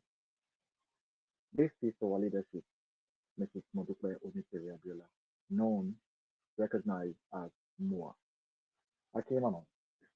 So, gbogbo ọlábí akéwìgbà pápátá a mọ̀ pé oríṣi àwọn kan ló wà lórí ètò tó ń bọ̀ lálẹ́ àwọn kan fáwọn gbèsè ọ̀rọ̀ gbogbo ẹ̀ láti rí ẹ má wọrí àá fún wọn díẹ̀ àá bá wọn wá tí wọ́n kọ́ la bá wá àbí kò yé wa bòye tó ṣe kókó ní ká kọ́kọ́ sọ náà a nígbàgbọ́ pé gbogbo aláti wo fídíò tá a wò United Nations ara iṣẹ́ tí màmá wa ń ṣe dáadáa nìyẹn nígbàgbọ́ tí n bá sọ àwọn kan díẹ̀ máa tó ní kán tó fídíò yìí play nígbà tí n bá ṣàlàyé dá sọ́wọ́ kó lè yé wa dáadáa torí ọ̀pọ̀lọpọ̀ ló máa wo fídíò yẹn tó lé kó few seconds. ṣé wọ́n sọ pé department oríṣiríṣi ló wà ní United Nations àbí torí àwọn kan rò bí a tán bá ti wo orí tó bá ti ń sọ nípa the 5 àbí the permanent countries tó bá ti ń sọ nípa war àbí other things ní United Nations kò wà made up about. But now I think really the external part of it tó ní ṣe pẹ̀lú our indigenous Yoruba people because ìyẹn ló kàn wá nísìnyí. mo rí agbára rí fídíò yẹn ta rí àwọn tó sọ̀rọ̀ nísìnyí. Fídíò yẹn alákọ̀ọ́kọ́ tá a kọ́ fi hàn ní United Nations on the 24th session of the Permanent Forum of the Indigenous Yoruba People. I'm going to say this in English so you can understand and I'll translate in my language for those of you that doesn't understand on TikTok. The video you just watched that just been reviewed to you is mostly concentrated on the United Nations about the indigenous Yoruba people. It illustrates the right that we indigenous people acquired, given right, not by human but by God, not by speculation but by origin. Video talking away, ó ní ṣe pẹ̀lú United Nations. Ìkan ṣe ní 24th session wọn. Àwọn tó jẹ́ permanent forum fún àwọn ọmọ orílẹ̀-èdè ìyẹn àwọn ọmọ indigenous Yoruba, àwọn indigenous people tó jẹ́ pé àwa indigenous Yoruba people. So àwọn tẹ́ ẹ̀ rí ṣẹgbọ́ permanent wọ́n fi wọ́n síbẹ̀ permanently kò ń ṣe pé bí a pé àìrísọ àwárí ọ̀rọ̀ àwọn kan wà ní UN àti kó lẹ́tà lọ sí UN àwọn ti dá wa lóhùn o adúpẹ́ o UN dá lóhùn kò ń ṣe gbogbo rubbish la máa ń sọ fẹ́yìn Yorùbá aláti lọ to this level ẹ bá bínú pé ta bá ń sọ àwọn nǹkan tó bá wà derogative or so derogative because we know we have to like make them understand because I understand social medias and confusing themselves. A lot of people are being confused when they don't understand what UN really stands for because a lot of people just thought it's just about war, interference, the edges, Russia, and all these things. It's not just about war cabinet. It's got to do with even the rights of the people, you know. So this is specifically about indigenous rights. So now they have a permanent forum that really are specific about the indigenous people. I also want to be wọ́n jẹ́ àwọn tẹ́ pé wọ́n gbé wọn síbẹ̀ permanently láti wá máa rí sọ̀rọ̀ àwọn indigenous people tó kálẹ̀ understand better why ìdájà ní ẹ̀ka differentiated like department bí àwọn yàrá kankan tó wà nínú ibẹ̀ tẹ́ pé oríṣiríṣi kan náà máa ń gbọ́ lọ́dẹ̀ máa ń ṣe. Kí ni ohun àkọ́kọ́ tí wọ́n kọ́ sọ nínú fídíò tó jẹ́ kó jọ wá lójú àwọn indigenous people because a rí pé àwọn tó sọ̀rọ̀ bẹ́ẹ̀ wọ́n dàbí red Indian tàbí láti America ẹ rí pé wọ́n wọṣọ wọn aṣọ ọmọ ìlú wọn lọ́wọ́ yẹn ìyẹ́ wọn lórí gbogbo wọn ẹ rí wọn fún wọ́n ṣe wọ aṣọ normal casual wear ìyẹn modernization wear nǹkan wọ aṣọ kan wọ̀ wọ́n sì fi àwọn àpẹẹrẹ ohun ìbílẹ̀ mọ́ sí ara wọn ẹ̀ lára wọn bí wọ́n kun ojú wọn àti wọ́n fi pé ó yẹ kí wọ́n máa red Indian ẹ̀ ẹ̀ bá wọn movie ẹ̀ máa bá wọn red Indian bọ́n ṣe ń look àbí wherever India tó máa pè wọ́n bọ̀ wọ́n ṣe ń gbé traditional look wọn traditional ẹ̀ ló jẹ́ kó look òun jẹ́ wọ́n fi ń mọ̀ ní indigenous ṣe ni pé identity yẹn ó ṣe kókó identity náà ṣe kí ni náà ṣò ń bẹ̀yẹn fún mi pé identity wọn báwọn ṣe máa ń kojú lélẹ̀ báwọn ṣe máa ń wọ̀ nǹkan lélẹ̀ báwọn ṣe máa ń ṣe gbàkan lélẹ̀ ṣe pé kò ṣe pé bí wọ́n kọ̀ wọ aṣọ identity wọn fi ń ṣe pàtí kò ṣe pé pàtí ló wà fún ṣé ọkọ máa ní pàtí tí wọn orí ta bá ń sọ àwọn kábìlì pé tá bá ti ń ṣe pàtí nílẹ̀ Yorùbá òun ni àṣà wa but wọn understand pé apá kan pàtí nìyẹn bí wọ́n ń ṣe aṣọ àwọn ń ṣe festival wọ́n ṣe nǹkan kan ìyẹn gangan kọ́ ló mú túmọ̀ ohun tí ẹ ń wọ̀ kò ń ṣe jó yẹn àbí pàtí yẹn ló define indigenous yín kò ń ṣe ọba ló define indigenous yín àbímọ ni wọ́n bímọ yín ni ẹ̀yin ọmọ orí ibẹ̀ ni so the definition singularly for everybody tó jọ ọmọ orílẹ̀-èdè ibẹ̀ ni kò ń ṣe láti pàṣẹ láti ẹnu ẹnìkan ló máa sọ pé báyìí ló ṣe máa rí so everybody tó máa ti bí sórí ilẹ̀ Yorùbá ìyẹn democratic republic of Yorùbá automatically indigenous ló jẹ́ tó jẹ́ bàbá ìyá ló bí indigenous automatically ni kàtàkì àwọn máa sọ pé bí a features ojú ẹ̀ àbí ahọ́n ẹ̀ bó ṣe ń sọ̀rọ̀ ìmúrasí ẹ̀ wíwò ẹ̀ wọ́n á ti rí so a rí wọn bẹ̀rẹ̀ pé wọ́n identify àwọn ìlú kan ti wá àbí kò yé wa bẹ́yẹn okay so pẹ̀lú àwọn fídíò tàbí àwọn èèyàn wa tó lọ síbẹ̀ tó ń wọṣọ tó ń jó táwọn kan rò béèrè là ń ṣe tó ń rò bí àwàdà ni ṣe ti wá rí wọn nísìnyí níbẹ̀ ṣe rí àwọn tó ń jà ń bẹ̀ ṣe é bọ̀ pé tíyàn bá wádìí nǹkan yàn ní mọ̀ nǹkan àbí ǹjẹ́ àwọn mélòó ló mọ ohun tá à ń sọ yìí ǹjẹ́ ó tẹ̀ mọ́ bí tí indigenous rights wọ́n dé bá a di YYP lẹ́nìí àwọn àdi YYP lẹ́nìí tá a bá di àbálẹ̀ àwọn náà fẹ́ di oríṣiríṣi náà fẹ́ di but we have to be specific a gbọ́dọ̀ tọ́ka tó ohun gangan tá à ń ṣe tó nítumọ̀ tó yẹ kó lè yí àwọn èèyàn tó dẹ̀ máa ṣàǹfààní fáwọn èèyàn wa. ohun tó mú jáde ní ọ̀rọ̀ yóò ṣe yẹ kó yé wa díẹ̀ wọ́n ní one of the things they really specified in this clip in this video we just watched it states there is basically no negotiation that is the indigenous right is not negotiable. Ohun tó ń tọ́ka sí nínú fídíò tá a wò fún ẹ ló jẹ́ kó yé wa pé ẹ̀tọ́ àwọn ọmọ onílùú àwọn indigenous Yorùbá people kò ń ṣe ohun tó máa jókòó láti wá máa báwo ni ẹ fẹ́ sọ ká wá máa negotiate ẹ má bínú mi mú wá Yorùbá yìí tí mo ti bí ó máa wá sí lórí tọ́yá káwá finú máa fọ̀rọ̀ máa wẹ́nu ara wa àbí bákan àbí kọ́ máa pẹ́ pé a fẹ́ máa sọ̀rọ̀ lórí ẹ̀ bá ṣe fẹ́ ṣe bó ṣe kó ṣe rí ó ti wà original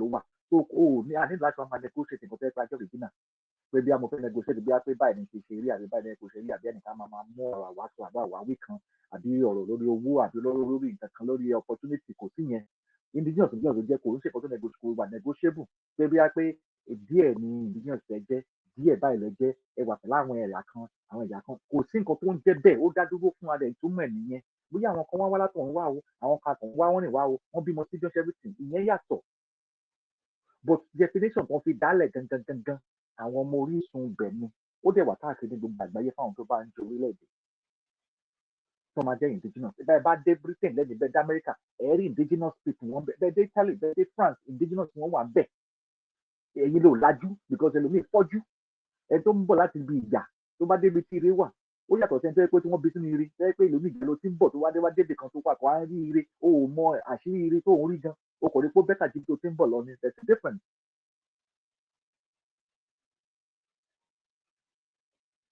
so wọ́n jẹ́ kó yé wa pé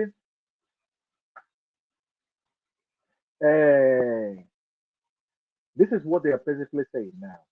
Their main focus is on implementing the United Nations Declaration of Rights of the Indigenous People. Wọ́n ní ìgbìmọ̀ wọn yìí wọ́n dálẹ̀ kan fi ń bá a sọ̀rọ̀ ní United Nations ni pé àwọn ìṣojúṣe wọn gangan ni pé káwọn máa bẹ̀rẹ̀ sí máa ṣe àwọn ohun tó jẹ́ ẹ̀tọ́ fún àwọn ọmọ onílùú. Òun ni ìgbìmọ̀ fọ́rùn tó dálẹ̀ yìí. Òun lẹ́sìn wọn gbogbo àwọn tó sọ̀rọ̀ bẹ́ẹ̀ wọ́n wọṣọ wọ́n lè represent wọn wọ́n dẹ̀ ní permanent seat níbẹ̀ ní United Nations. So tí ohun tá à ń sọ yóò bá jẹ́ ohun tó wà important ǹjẹ́ UN máa tún ní permanent seat fáwọn indigenous people. Ìgbà tá à ń pariwo indigenous people ń sọ ọ̀pọ̀lọpọ̀ bí akọ̀fẹ́ ń kọrin ni. Ṣé ti wá rí pé màmá tó ṣàlàyé àwọn nǹkan yìí fún wa ṣe lè pé ojú wọn ti rí.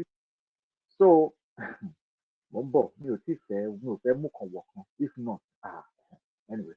Now màmá tó wà sensible to understand ohun tí afọ́jú ò rí tán wà tí wọ́n lè pa àwọn wà láòkè òkun tán wà lẹ́tọ́ tán fọ́jú gidi tí wọ́n ò rí òun ni wọ́n jẹ́ kó máa yé wá sẹ́yìn tá à ń rí lórí fídíò yìí sìn pé representative wà ní United Nations so kò ń ṣe false representation kò dẹ̀ ń ṣe false accusation kò ń ṣe pé bí a pé wọ́n make ọ̀rọ̀ yẹn fún wa ní pé indigenous ohun tó ti wà ní. So ìwọ tí ọ̀rọ̀ yẹn ò bá tí ì yé tó wá ní what is indigenous, what is IYP, that is what it meant. Indigenous Yoruba people from the Democratic Republic of the Yoruba. That's the country.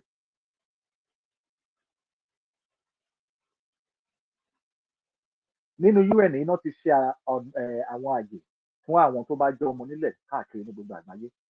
Wọ́n mọ̀ pé wọ́n pọ̀ níwọ̀nba mọ́. So wọ́n láti wá ṣe kí láti wá preserve it. The new indigenous peoples are not very rampant in the world these days. Most of them have lost their country due to different things, either conflict, ever dominance, supremacy, whatever you want to name it. But a lot of indigenous people are reducing in fast numbers, and they have to come together to put up this forum and to represent a representative that will represent the all indigenous people all over the world, where they can hear the voices. Because most of them are purposefully silent, censored, due to many reasons, which we can all understand, either to their resources, either to their country, either to dominate their land, whatever reason. It's so blatant these days that you can see why indigenous people are really being censored, are being really going through a lot of hell just to speak out for what they are and what they represent. In our own case, with the indigenous Yoruba people, we are not new today. We were once a country. We were recognized all over the globe. We have a lot of maps to prove this point, a lot of documentation to prove this point. So when we say censorship, someone suppresses information and now play a double agent to reverse our name, our ancestors, our people with a different representative, which we all know today called Nigeria. So that is a big censorship of the people of indigenous. So these are the reason why these indigenous Yoruba people from the United Nations are out there, make sure there's protection and all full rights for the people or the indigenous of any country. And it's also in the UN, only Aluki Kotiek, the chairperson of United Permanent Forum on the Indigenous Issue. There's a name to this person that just spoke in the United Nations, and the name is Aluki Kotiek, the chair, United Nations Permanent Forum on the Indigenous Issues. So definitely they know there's going to be issues with indigenous people. So they have a department or permanent forum for the indigenous issues. So whereby you can tender your issues to these people, your problem that you're facing. So this shows you're on the right track, right? This shows that we are really making major progress to tender our issues to the right source. Èyí túmọ̀ sí pé àwọn ní ìjókòó wọ́n gbé kalẹ̀ fún àwọn tó ṣojú fún àwọn ọmọ ìdíkan ṣe pàtàkì. láti wá fi ẹ̀sùn àbí kán fara wọn hàn fún ohunkóhun tí ò bá lè ṣe dáradára ní sàkánì wọn àbí ní agbègbè wọn. Wọ́n fi gbé àwọn ìjókòó yìí kalẹ̀, ìgbìmọ̀ yìí náà kalẹ̀ fún wọn pé ẹ wá o, tó bá jẹ́ pé issue wàhálà máa wà, ohun tó bá máa ṣẹlẹ̀ ẹ jẹ́ ká mọ̀ torí pé kí ni a dúró fún yín torí kò ń ṣe pé torí pé ìyà ń jẹ ẹ̀yin nìkan. Wọ́n dédé ṣe torí pé ó ti kọ́kọ́ kárí gbogbo àgbáyé tẹ́ pé gbogbo àwọn university pátápátá wọ́n ti ń face irú àwọn ẹ̀sùn àbáwọn ìṣe tó ń ṣe fún wọn tí ò tẹ́ wọn lọ́rùn. And this is UNDRIP, UNDRIP. For you that is wondering, what does it represent? UNDRIP. So this is an abbreviation of name. So when you see IYP, DRY, if you're not strange to UNDRYP, there is no reason to be strange to be IYP and DRY. Ìwọ tó bá ní kí ló ń jẹ́ IYP, kí ló ń jẹ́ DRY, dry. This United Nations àfihàn yìí o. Abbreviation orúkọ wọn náà kọ síbi UNDRIP. Bí àìlè bí a ní pé kí ni on the rest in peace? Ignorance, ignore and rant. Now, ó mean pé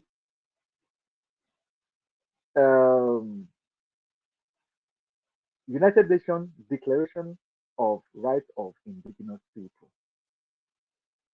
UNDRIP, ó túmọ̀ sí wípé United Nations Declaration of Rights of Indigenous People ló túmọ̀ sí. So mo kọ́kọ́ clear orúkọ yẹn kó yé àwọn èèyàn tó bá ń gbọ́ pé à ní IYP, DRY, ẹ̀ ń confuse, orí yín ò tán ná, kò ṣe dáadáa, à ń bá yín tàn án sí kẹ́ lè gbọ́ o, ó lè yé yín ni o. Kọ́lọ́run gbà wá fáwọn tó kọ lórí tẹ́ wọ́n ti kó àwọn èèyàn lóko ẹ̀rí wọ́n ti sọ wọ́n tó sórí wọn síbò bí tẹ́ pé wọn ò lè ronú dáadáa mọ́. Kọ́lọ́run gbà wá ni. Wọ́n ṣàlàyé nínú fídíò yìí wọ́n ní it read in this video, it says, it's not UNDRIP is not a document to be celebrated once a year. Wọ́n jẹ́ kó yé wa ń sìn wípé UNDRIP tá à ń sọ̀rọ̀ yìí kò kàn ń ṣe pépà lásán tẹ́lẹ̀ pé èèyàn kàn máa jó lọ́dọọdún pé bẹ́ẹ̀ pé èèyàn ń ṣe celebration of independence tó independence ẹ̀ka tẹ́lẹ̀ independence ni. Wọ́n ní kò ń ṣe document tí wọ́n kò máa sọ pé àti ṣe celebration àti pé kíní kan years àti pé kíní kan years pé kò ń ṣe kan tó wà fún nìyẹn. Let's go further. It's a living framework that must guide how we govern. Ó jẹ́ kó yé wa pé ó jẹ́ ìwé àkọọ́lẹ̀, ìwé tíyàn fi lè bẹ̀rẹ̀ ìgbésẹ̀ ohun ńlá nípa àwọn indigenous people. Bó dẹ̀ ṣe máa darí wọn, bó ṣe lè darí ara wọn. Ṣé ẹ ń gbọ́ dáadáa? Ó jẹ́ ohun àgbékalẹ̀ tó dàbí template tàbí framework tó ní àtọ́nà tó ń tọ́ni sọ́nà bá ṣe lè darí ara wa, bá ṣe lè govern ara wa. So fẹ́yìn tí I understand blueprint, divine blueprint, ṣé kí dáadáa bá lé ayé yín? Ṣé ń gbọ́ o?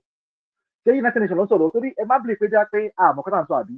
So bí mo sọ pé by now ẹni tó bá ń compare and comparison one thing, I understand ẹni tó jẹ́ illiterate nínú yín tí ó kà kankan, nothing.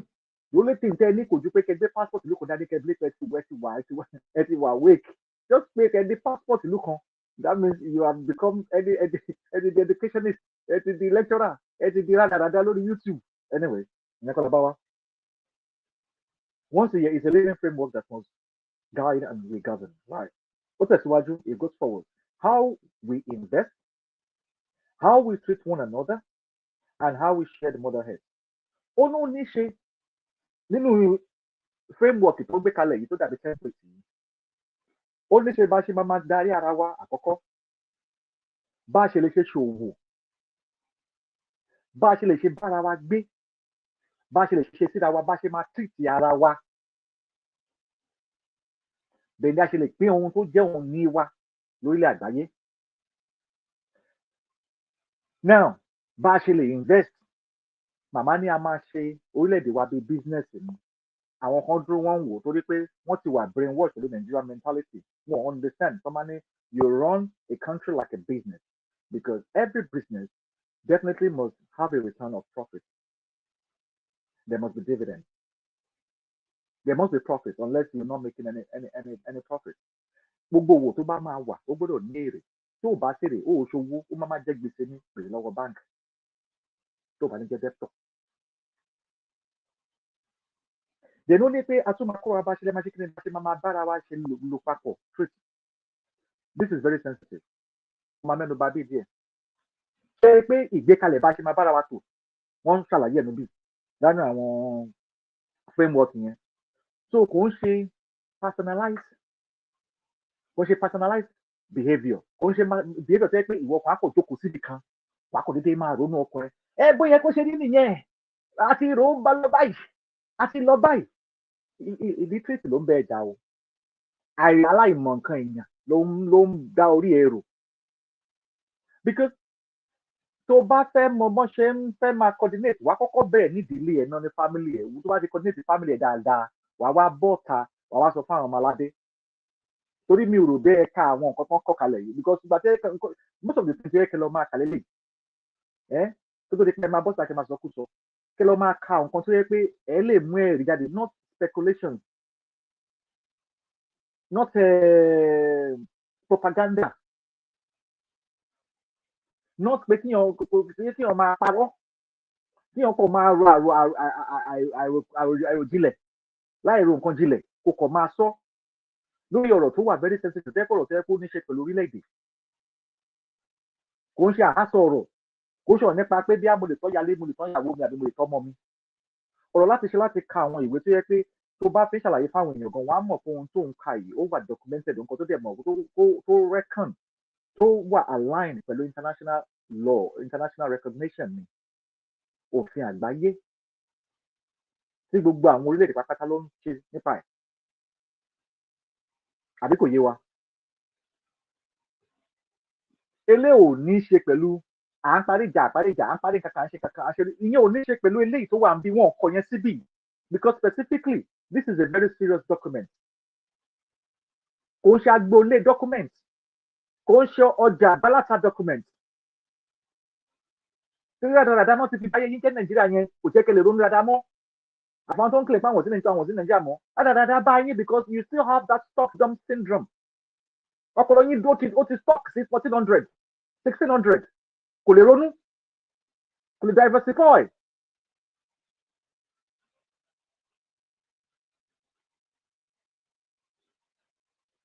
Any the guide but ẹ tún fẹ́ gbọ́ because any power ego àgbàlagbà ni mí mo mọ̀jọ́ anybody lọ ta ló ń sọ̀rọ̀ gan-an ta ló mọ̀ amọ̀gbogbo bus stop dáadáa bá yín o. tó bá fẹ́ present nǹkan fún ọmọ aládé ọmọ yorùbá gidi IYPDRY a gbọ́dọ̀ gbé ìjáde pẹ̀lú documentation mama wa ti prove this professionalism on and on and on and on again consistent ibi tí wọ́n bá sọ sí là ń dé bá. eléyìí ń ṣe pé wọ́n gbàgbé nǹkan tó dáná pé ọ̀rọ̀ alẹ́ máa ṣe rally ọ̀tún láti máa bọ́ta máa ṣe protest ọ̀tún láti máa ṣe kíní kan lọ́la dáadáa yẹn ò sínú eléyìí gbogbo documentation yìí kò sí níbẹ̀ because ó ti sọ fún ẹ̀hún tó máa ṣe ìgbésẹ̀ tẹ́ máa gbé tó yẹ káwọn èèyàn lè mọ ohun tẹ́ fẹ́ ṣe but in life àwọn tí ò bá ti mọ nǹkan kan ignorant people ìṣẹ́lá kan ṣì ẹ́ lọ́kàn àbí kan máa sọ̀tọ̀ kú sọ because they can't grab a document and read wọn ò lè kà á ìsọkúsọ náà sọ káàkiri they can't read. Kí ló dé sọ fún wa wọ́n ní if you want to hide something from the black people put it in the book and they will not read it. ṣé wọ́n parọ́ ni ṣé wọ́n parọ́ ni. pọ̀rípọ̀rí yín wọ́n ló mọ̀ nípa information yìí nígbà tí wà ní nàìjíríà ẹjọ́ ta ló mọ identity nígbà tí wà ní nàìjíríà ta ló mọ identity nígbà tí wà ní nàìjíríà now up to 7 years ago you are still Nigeria fẹ́yìn ẹ̀yin tẹ́ pé sọkúsọ ní yín 6 years ago you are still Nigeria even now you are still on the fence still deciding nǹkan tẹ́ fẹ́ ṣe despite the proof pé indigenous people really exist and there's forum and there's institution and there are people representative for the people of indigenous people. ọkàn kan máa sọ pé àwa yàtọ̀ báwo ni Yorùbá ṣe yàtọ̀ náà báwo la ṣe yàtọ̀ wọ́n bí wa sínú ẹni náà we are original people there's no negotiation about our originality.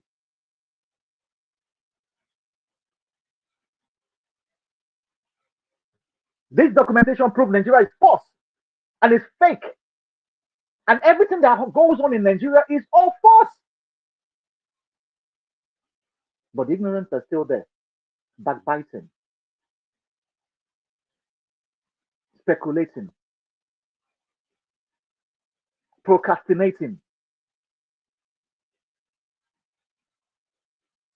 on a heavy steroid, thinking irrelevant, castigating, intimidating, contemplating to destroy themselves. Self-destruct. Ibi tó yìnbọn bá yín dé tán bá kúrò nídìí fún yín. You wonder, wọ́n sọ wípé kò lè ṣe àjọṣepapọ̀ unity. It's not by word. Nǹkan tó mìíràn ni pé táyé yín bá ti fẹ́ dáa, ìkànnì irinṣẹ́ tán ti gbé sí gbogbo ẹ̀pọ̀ lára ìkan máa dìde ó máa gbógun síra wọn. Rebellion's act. It's good to rebel. But now if you rebel effectively or ineffectively, what are you rebelling about? You are reuniting something that has been disintegrated, that has been destroyed.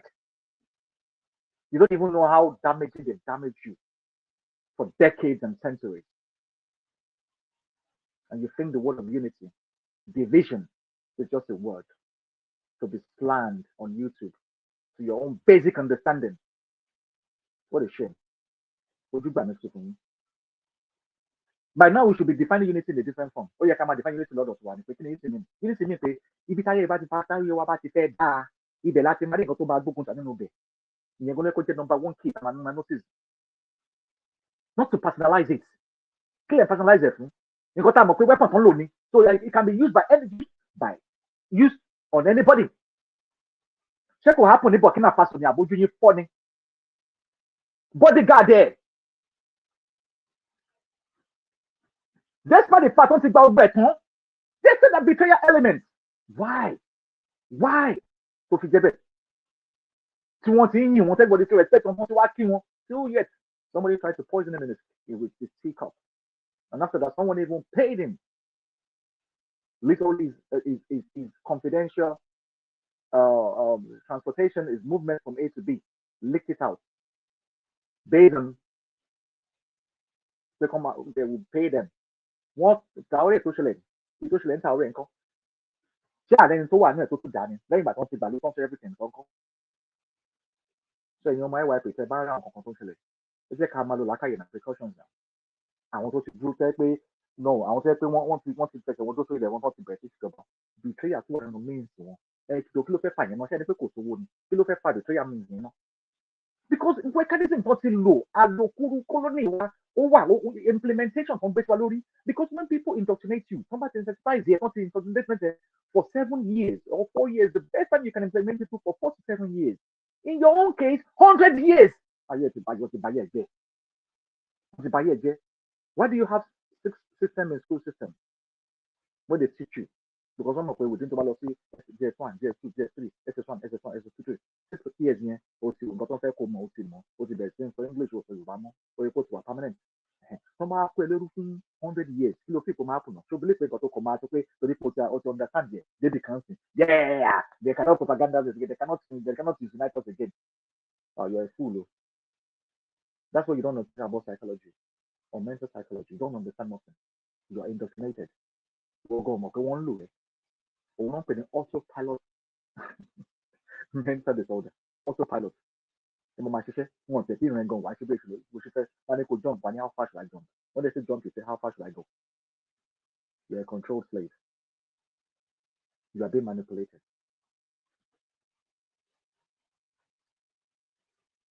Now, we go forward.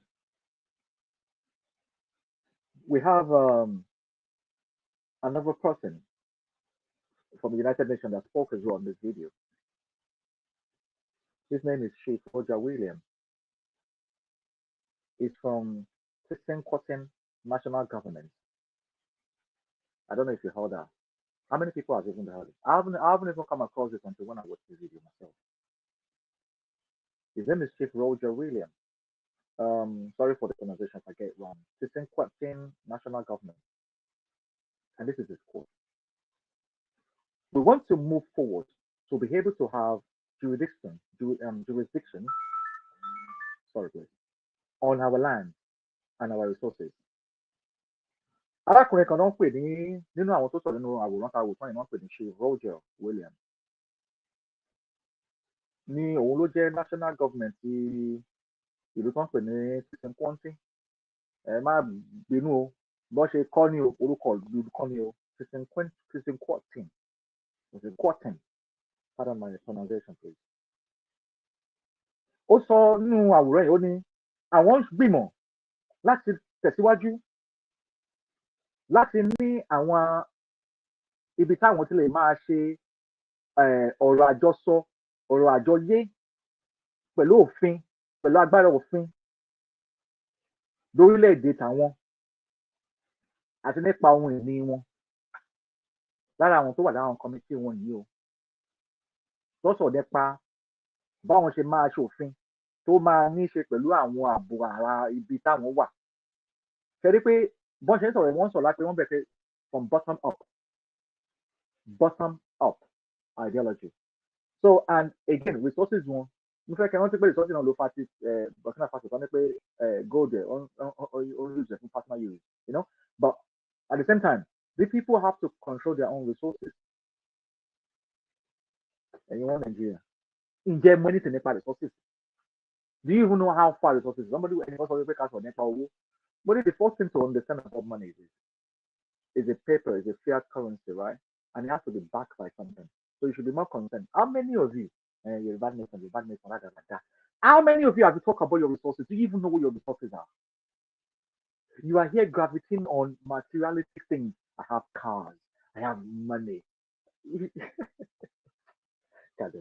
listen kẹ́ má ba lọ máa gbé gold máa fi máa exchange náà fi ní kọ́ yìí sí currency so that ó lè back kí gold lè back currency torí Nàìjíríà ò kọyín kankan àkókò kọyín kankan because má sọ nípa gold everything is just about government is about the gold and everything but you don't understand this is your resources this is part of the agreement you have to stick together to see if you want to come together as a nation with any other nation these are the part of the agreement they have to put into consideration so that they can know the amount of resources that is coming from your own region. And here you are talking about Naira. Okay. Right.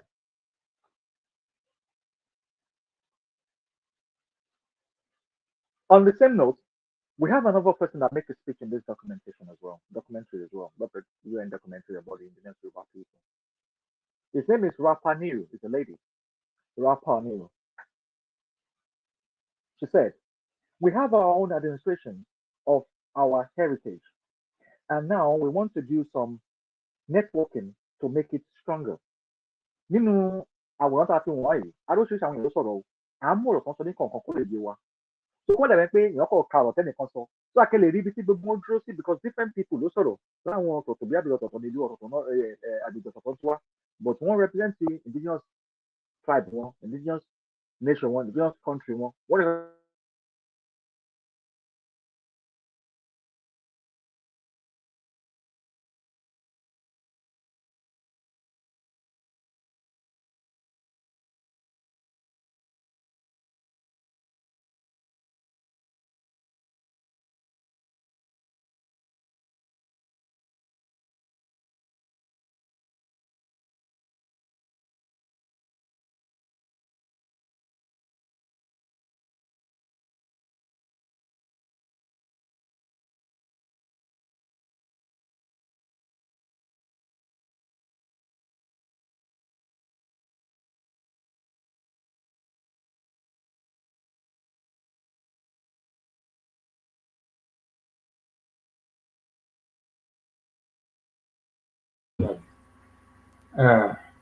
ẹ bá wa ṣí ètò yẹn bá wa láìpẹ́ ètò yìí òtítọ́ ọ̀rọ̀ ó máa ń korò ẹ̀yin tẹ̀lé ń pariwo bí ìjọba dẹ̀ ṣe sọ ẹ̀yin tẹ̀ ń pariwo náírà àbí kíní kan náírà kò ní sí mọ̀ náà kí náà fi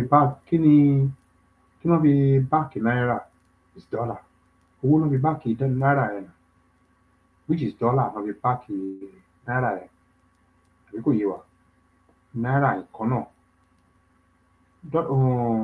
náírà kan náà tí gbogbo yín fọ́ ní ìlé lórí dọ́là ni pépà náà fi báàkì pépà tẹ̀lé mọ́ pé ìlú yẹn ń ṣe ìlú orúkọ ìlú yẹn ń ṣe ìlú lórí gbogbo resources ta ní anyway Nigeria is not a country, it's not a nation àbí kò yé wa oníkálukú ń wá síbẹ̀ láti wá máa kó èyí tó bá lè kó ńbẹ̀ oníkálukú wá ń fà á ibi tó bá ti lè mú wọ́n wá ń sọ̀kì ńbẹ̀ wọ́n wá ń kó gbogbo ọ̀rọ̀ indigenous people gbogbo ọ̀rọ̀ tí indigenous people láti máa lò òun làwọn ń kó tó dẹ̀ ti yé gbogbo wa pé ẹ wo agbára tí indigenous people ní àgbáyé ní gbogbo àgbáyé ní pé àsìkò rèé láti dìde tán ní àdìde ọ̀hún ní pé ká lọ gbé igi ká lọ gbé ìbọn ká lọ gbé oríṣiríṣi nǹkan ìyẹn kọ́tà náà ní agbékọ́ ni ká jí ni ká mọrú ipò tó yẹ ká wà kó lè yé wa pé tó bá ti wipe off orúkọ tó ń jẹ́ Nàìjíríà yẹn kúrò kó má jẹ́ kí ìbẹ̀rù kó dé bá wa lọ́kàn ní pé ṣé pé kò sí nǹkan tó jẹ́ Nàìjíríà mọ́ ni ṣé pé kò sí pé a máa ná náírà mọ́ ẹ lè ná mọ́ because Nàìjíríà ò ń ṣe nation kò lè ṣe country kò lè ṣe ná mọ́ owó orílẹ̀-èdè Yorùbá owó orílẹ̀-èdè Democratic Republic of the Yorùbá òun lẹ máa ná tó dẹ̀ ti màmá ti sọ time in number ní pé gold òun ló máa ṣe kí ni òun lè máa fi back up owó ìlú yín yàtọ̀ sí owó Nàìjíríà tó jẹ́ kó back up pẹ̀lú dọ́là the more tí dọ́là bá ṣe ń rise Nàìjíríà money yìí ń bàjẹ́ òun lè fi rí gbogbo ẹ̀yin lè fi rí gbogbo àwọn èèyàn tí wọ́n ń sáré skirt and blouse kiri tàbí kò yé wa gbogbo ilé ní gbogbo wa láti jókòó lé lórí láti mọ nǹkan tó ń jẹ́ òtítọ́ ẹ ti rí irú agbára tí indigenous people nínà nínú UN United Nations gbogbo ẹ̀ náà láti gbọ́ ẹ̀ agbára yìí ti wà ẹ wo tán ṣe recognize wọn ẹ wo tán ṣe pọ́n wọn lé tí bàbá sì ti sọ ẹ wo irú aṣọ tán wọ̀ ṣé kò yà báwo ló ṣe yàtọ̀ sáwa ẹ sọ fún mi báwo ló ṣe yàtọ̀ sí wa sẹ́yìn ò rí pé irú atáàgbọ́n bá wo aṣọ títí wa ẹni pé ó máa ń yẹ wá láwùjọ ju aṣọ tá a máa kó sí English dress kiri tá à ń kó wọ́n gba èdè lọ́wọ́ wọ́n gba aṣọ lọ́wọ́ wa wọ́n gba iye gbogbo nǹkan ní ọwọ́ wa irun táwọn obìnrin wa ń ṣe gan sef ọ̀hún ṣe irun mọ́ wọ́n tún bẹ̀rẹ̀ láti máa dé wíìgì sórí.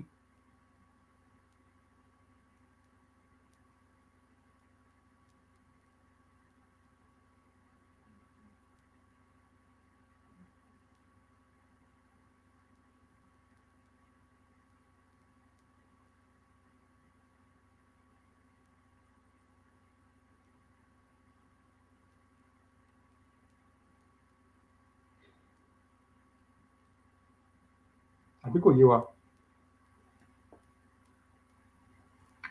máa jáde kó mi wà ná máa padà wá sí ìyàrá náà jẹ.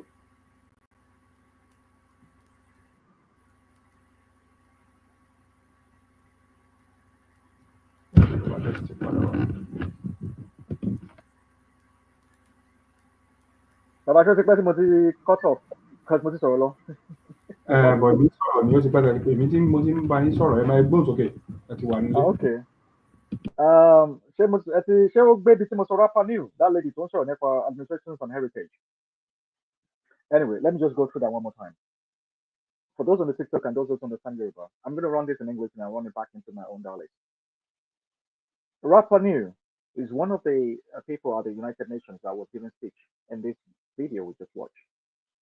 She said, we have our own administration of our heritage and now we want to do some networking to make it stronger. So basically now she's saying they have to advertise themselves to people, either to business ventures or name it. So this is a part of the work of the networking whereby either in business they want to establish themselves in business or diversity, in different forums. But you can see that basically they decide when they want to do things. Someone is making the decision from them. We are not hearing the fact that they have to go and loan any money from anybody. They can control their own resources. We have pointed out in the case of Burkina Faso, Ever since he has been in control of his resources. A lot of people don't like it. Fair enough. They have to control their own destiny. You get me? So, and now with the Burkina Faso people taking charge of their own administration about their own money, their resources, and all such as that. Now they can grow effectively. They can do a proper accountability, either the check and balance to say what their inputs represent their output represent their input. The same way goes to everyone. It's being run as a business. When Mrs. Mudupeonitirimkoabiola, the leadership of indigenous Yoruba people, said, one second.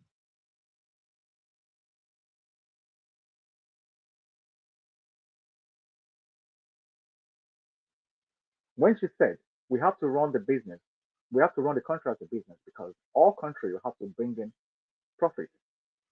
That makes sense why will there be a networking. Even in the UN, it's permitted. It's permissible. It is recognized to own your thing and to make decisions on your own thing. Maybe your resources, maybe a self-country as yourself, YORUBA. Ohun tó ń jẹ́ kó yé wa nísìnyí pé tárábìnrin sọ ni pé àwọn ṣetán láti gbé ọ̀rọ̀ ajé wọn síta, ọ̀rọ̀ ìlú wọn, àwọn fẹ́ ṣòwò pẹ̀lú àwọn oríṣiríṣi àwọn èèyàn, àwọn fẹ́ náwó síta, àwọn fẹ́ ṣe àkójọpọ̀ láti lè sọ̀rọ̀ nípa ohun tó máa jẹ́ àǹfààní fún wọn ní orílẹ̀-èdè wọn networking. Màmá sọ fún wa pé a máa ṣe orílẹ̀-èdè wa bí òwò ṣíṣe tó máa ní èrè nínú. Kò sẹ́ni tó máa ṣòwò tí ò ní ní èrè. Tó o bá ṣèrè lórí ẹ̀ gbèsè ló máa jẹ báńkì akànlẹ̀kùn lè. Ó di dẹ́pítọ̀ nìyẹn. Tó kẹ́ bá lè rí pé gbogbo àwọn nǹkan tí màmá sọ fún apátápátá kò ń ṣe àwáwí ọ̀rọ̀. Àwọn nǹkan tí ẹ pé àgàn lè jókòó ká tó ṣe kíni ká tó tù wá ká tó túmọ̀ sínú tí wọ́n ti wá ohun tá a lè ṣe. Torí pé kíni àjèjì la jẹ́ sọ́hun tá à ń sọ yìí. A lè mọ àwọn nǹkan báyìí tẹ́lẹ̀ ṣùgbọ́n tá a bá ní àtúnṣe nínú ilé wa a ní lè apply ẹ̀ sórí ẹ̀ because àìsàn tó kọlù Nàìjíríà pọ̀. Tó bá ń ṣàlàyé àwọn nǹkan báyìí tó jẹ́ pé wọ́n bí wọn mọ́ kò lè yé wọn. Etí ọ̀tẹ̀ náà máa fi gbọ́. Etí ẹni tó ní làákàyè náà máa fi gbọ́. Whereas àwọn èèyàn ìlú mi ń ṣe kí ló yọ ọmọ aládé ńlẹ̀ ńbẹ̀. Ọ̀rọ̀ eléyìí ò bẹ́jọ́ wá o. Tá a bá ti mọ ohun tó kàn ló yẹ ká kánjú sí. Torí ohun tó kàn wá nìyẹn. Gbogbo iye tó ń ṣe nípa personal life wa kò ní ṣe pé nípa orílẹ̀-èdè because tá a bá ní orílẹ̀-èdè a lè ní personal life wa kankan. Common sense ni. Mo fẹ́ kẹ́ understand pé the major problem tí àwọn kan ní ni pé wọn ò mọ bọ́n ṣe ń set up priority ohun tó yẹ kó kọ́kọ́ ṣe kó tó di second one, third one, fourth one. Ohun àkọ́kọ́ ṣe àpẹẹrẹ. Àwọn èèyàn ti ń pariwo security over many years fún wọn. Ọdún yìí ni gbogbo ṣẹ̀dẹ̀ security. Ọdún yìí náà wọ́n ṣe emphasize lórí security. Whereas àwọn kan sọ pé àwọn ní business, àwọn ní nǹkan kan. But ẹ jọ̀ọ́ ṣe bẹ́ẹ̀ tó bá wà láyé ló ń ṣe business. Ṣe bẹ́ẹ̀ tó bá wà láyé náà máa employ sí àwọn factory tẹ́ ń kọ́ jọ. Ṣe bẹ́ẹ̀ tó bá wà láyé ló máa run àwọn títì tẹ́ ń kọ́ àbí gbogbo train station tẹ́ ń kọ́ fún wọn. Ta lẹ wá ń kọ́ fún? Tẹ́lẹ̀ mọ̀ pé wọ́n ń pa wọn nísìnyí. Everybody ti mọ̀ ń sìn pé pípa náà ń pa everybody àbí wọ́n bọ̀ lórí ẹ̀. Now, I want you to pay attention to this. This is the Secretary General of the United Nations presently. The Secretary General of the United Nations. I bet we all know his name. Antonio Guterres. That is the Secretary General of the United Nations. We all see him on the screen and it talks. We might agree on certain things and we might agree on certain things. But on this point, we should agree that the indigenous people have the right. And what did he say? Let's read. The individual and collective rights of indigenous are non-negotiable now and forever. We stand with you all in the making those rights a reality for indigenous people everywhere. Ọmọ Yorùbá jẹ́ ká kà ní Yorùbá. Jẹ́ ká sọ ní Yorùbá láti ṣàlàyé ẹ̀sìn. Arákùnrin tó sọ̀rọ̀ yìí, òun náà pè ní Antonio Guterres. Òun ni Secretary General ti United Nations tá a máa sọ nípa ẹ̀. kí ni ohun tó sọ nípa àwọn ọ̀rọ̀ tá a ti ń sọ nípa àwọn orílẹ̀-èdè tó ń jẹ́ indigenous Yorùbá people ló sọ nípa àwọn indigenous people. Ó ní gbogbo ẹ̀tọ́ oníkálukú àpapọ̀ tàwọn ọmọ onílùú ìyẹn indigenous people. Ó ní kò ṣeé fọwọ́ rẹ́ pẹ́lẹ́ o, kò ń ṣe ohun tẹ́ pẹ́ máa ní gbólóhùn àbí àdéhùn nípa ẹ̀ o, kò ládéhùn kankan o, kò sí negotiation kankan o, kò sí ọ̀rọ̀ pé bàbá kan ìyá kan ẹ̀gbọ́n kan àǹtí kan bá kan àwọn kankan no negotiable. Mo bẹ́ẹ̀ ń gbẹ dáadáa ẹ láì tí o torí àwọn kan àti pé tàbá kà ilé tán ẹ̀ torí wọn tún máa ṣe definition tí Ọlọ́run gbà wá lórí àwọn illiterate yìí gan náà. Ó mà ṣe o.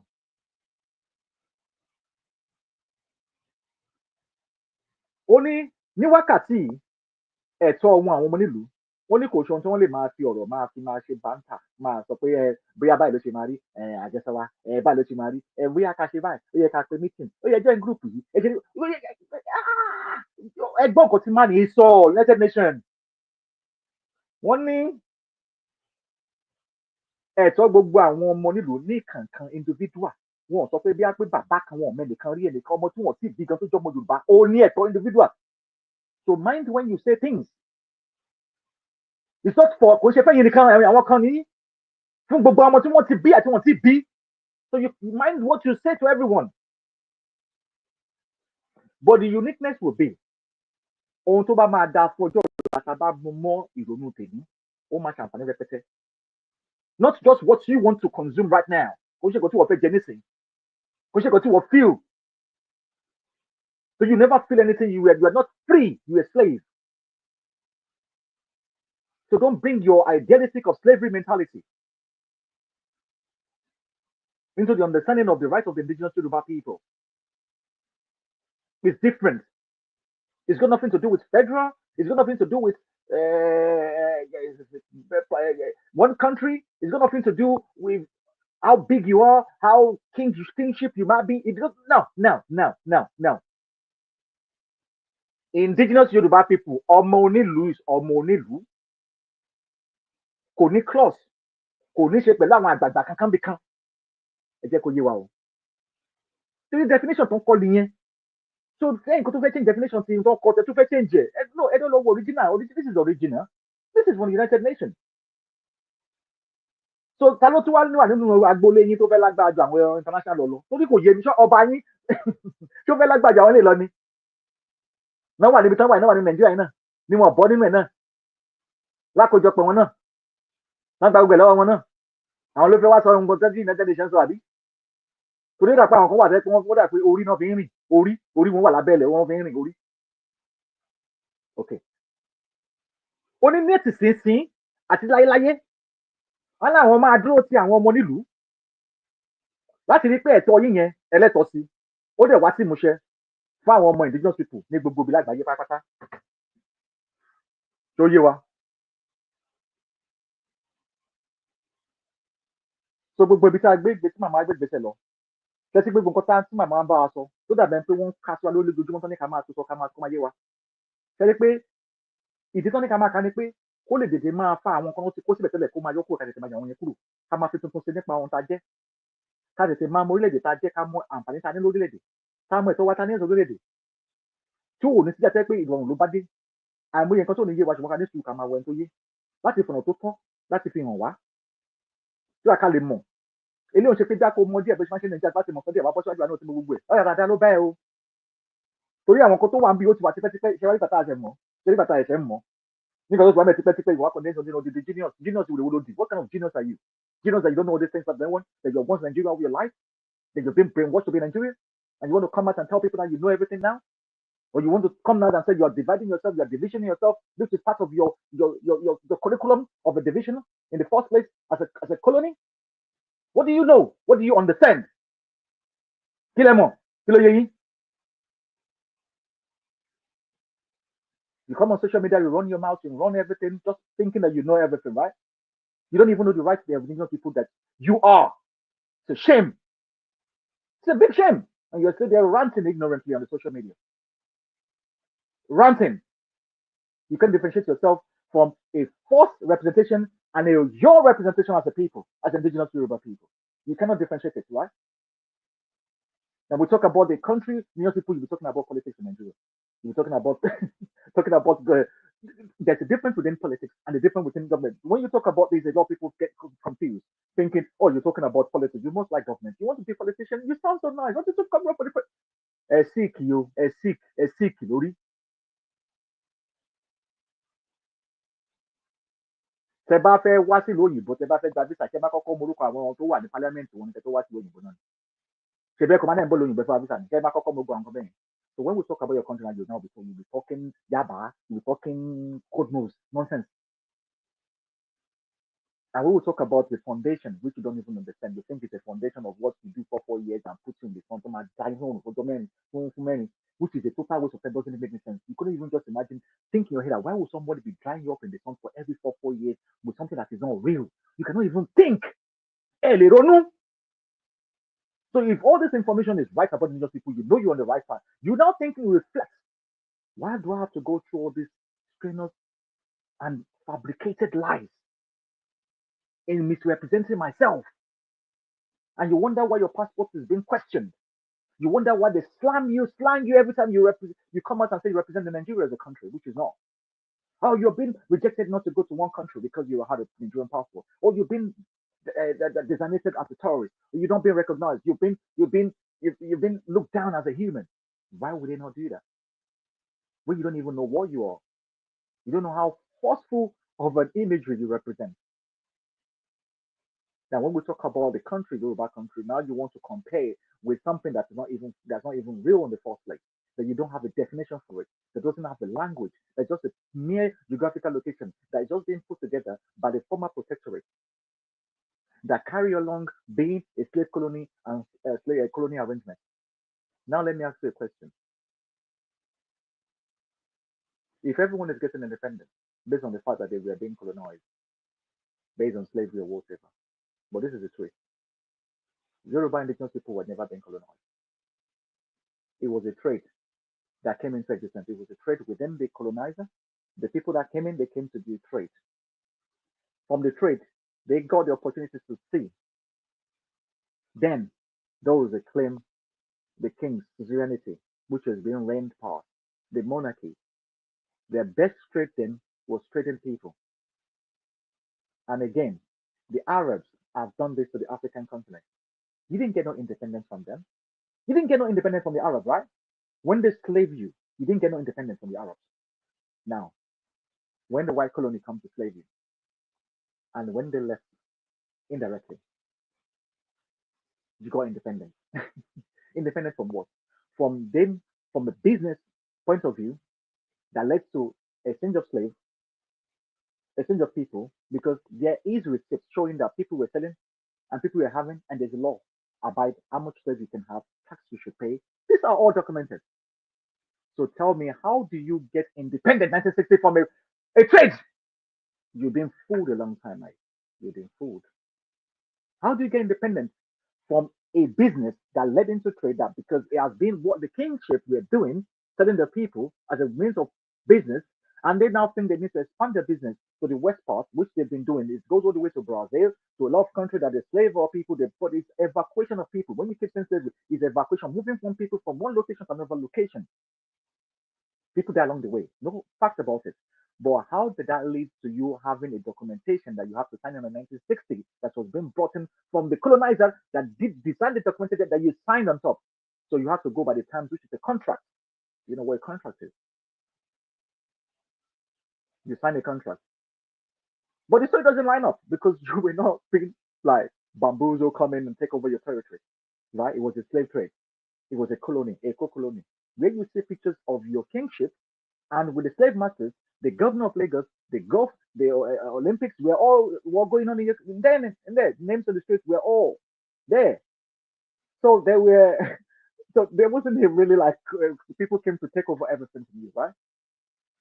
So there were negotiations. There were people. Who are the people that met when they came in? There was no democracy then, right? Because the democracy that one in Had. I will not buy. I will buy no band. So báwo ló ṣe pé òwò kan bá wá tán ṣòwò lówó tán ṣe tó wá dòwò ẹrú tó yẹ pé àwọn bàbá yẹn ti ń ṣe ẹrú tó ń ta ẹrú tẹrú fún àwọn gbà yẹn àwọn òyìnbó yọ opportunity wọn bẹ̀rẹ̀ sí ń kẹ́rú ẹjọ́ báwo ló ti wá di kẹ́ wá gba independent 1967 and celebrate independence they want to brainwash everybody so next time when you want to sit on that YouTube and make a lot of noise maybe you should look deep into yourself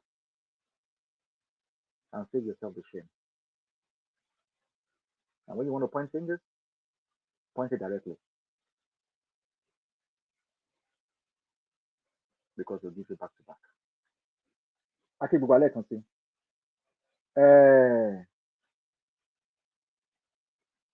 Mi ò mọ̀ bí àbájẹ́ fọgbọ́n ní kan tó fẹ́ sọ kí n tó continue because mo ṣe fẹ́ sọ àwọn ọ̀rọ̀ kan tí mo kò fẹ́ sọ péré then we round up.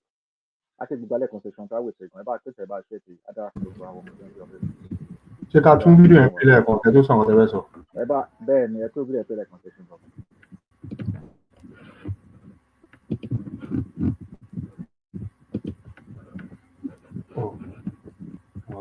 Fídíò ìsàlẹ̀.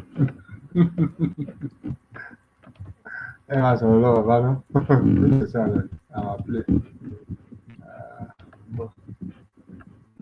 Okay. Now, Ẹ máa sọ̀rọ̀. wow. Just to clear some things out, just clear the concept of our Yoruba. Actually, I'll let you say hello to everyone and we'll see watching us from other social platforms. Actually, we're going to go a lot of this one. About share it. About like it. About interact with it. About share. About share. Just come up with it. What you want and to my you. Ada aku buat yang Papa Wang Jawa, yang tua yang cuma kata-kata, yang itu loh mau YORUBA one, aku ni macam mana? Aja kamu boleh uji wah, uji buat Johnson.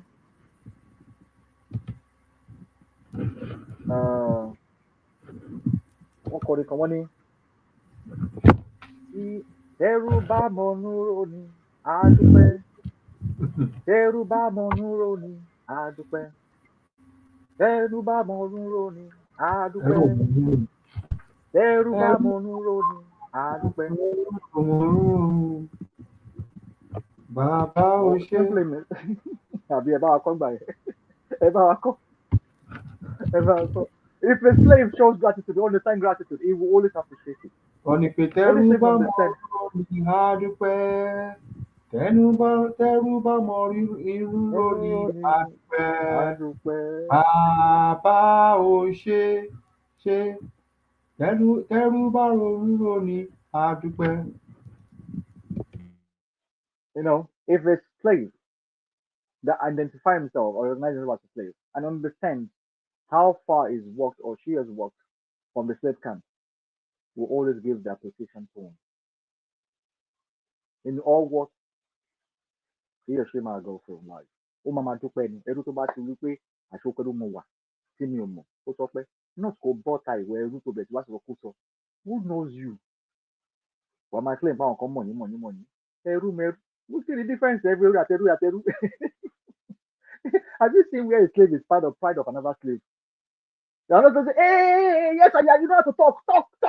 Sọ̀rọ̀. Ẹrú ni ẹrú. Slave is hailing slave. Okay, Baba. Basically, no negotiation that is not relevant for indigenous peoples.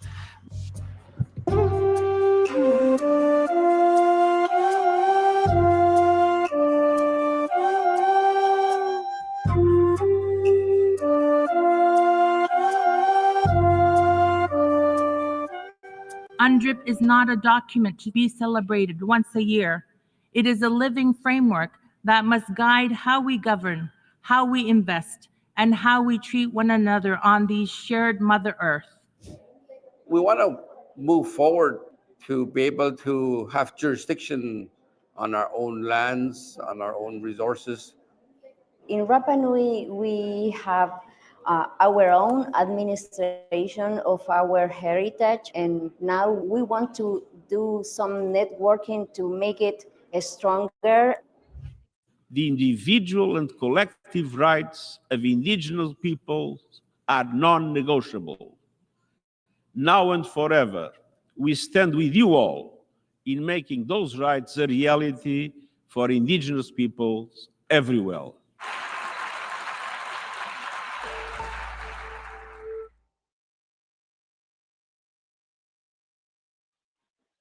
Ẹ ṣé gan bàbá. ó yá wà. Mákindé ṣòǹgbọ́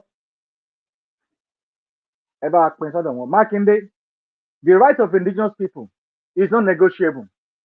Torí gbogbo miracle tó o bá perform níbi tó wà yẹn Mákindé. Tó bá wù ẹ́ kó gbé the POW kó ṣèṣekúṣe kó sọ̀tọ̀kúsọ kó rán wọn síta. Àní ignorance yín ó farahàn Mákindé. Ó gbọ́ àwọn ọlọ́mọ gómìnà ìyàtọ̀ kó fún ọ because ìwọ gan mọ̀ pé ẹrú ni ẹ́. Because it's so obvious to everybody now what it is. So everybody knows where you belong. Pé ẹrú lẹ máa ṣe kú. Kẹ́tí pé gbọ́ Áfíríkà ti ń dìde àbí lórí ìṣẹ̀rẹ̀. Everybody ti wake up mo sọ fún yín fún ọmọ tó jí. Mo sọ ẹ̀jẹ̀ bá wọn ti sẹ́tẹ̀ máa sọ mo ní when they wake up you won't know what will come after you. Kẹ́tí gbogbo tẹ́ bí pé ẹ bò mọ́lẹ̀ yẹn wọ́n bá yín tọ́jú ẹ̀ ní wọ́n bá yín ṣe síta báyìí. Àní kò síbi tẹ́ ẹ máa tápamọ́ sí. Ẹ lè máa rẹ́ nísìnyí kẹ́ ẹ máa kó àwọn ajá yín síta fẹ́ pé wọn ọmọ kọ̀ọ̀kan ayé wọn bàjẹ́ lọ tẹ́ pé wọn understand. Táǹtà láti wake up.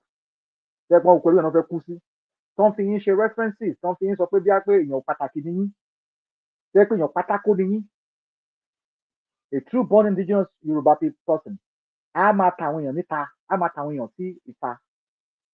Ẹ bí pé ìyẹn gan ni ká máa follow àbí Mákindé. Ẹ bí pé kẹ́ máa kó àwọn thyroid and bodyguard yára ẹ bí pé ìyẹn gan ni mọ́tà wa. Ẹ bí pé bí a lè subdue wa by holding us ransom. Ẹ bí pé lè fa àwọn ọmọ yẹn fi fún wa ransom máa kọ́rọ̀ sọ. Ayé yín ti bàjẹ́. Ayé yín ti bàjẹ́. Iná wọn ọ̀rẹ́ ni sọ fún yín ni. Wọn ọ̀rẹ́ ni sọ fún yín ni. Pẹ̀lú gbogbo nǹkan tá à ń sọ yìí tó ń sọ nípa indigenous Yoruba people. Ǹjẹ́ ó yẹ kíyàn máa jà fún ẹ̀tọ́ olùkọ́ tó lọ máa gbé wọn níbi tán wà? Torí àwọn wèrè kan ọmọ bí tẹ́ ń kọ́ sọ̀rọ̀ sí, orí wọn ti dàrú. And they are still fighting for the same rights of the same people too o. But they are rejoicing upon it. Sometimes I just look at you guys and just awesomely so ignorant. Awesome ignorantly. You know? Now,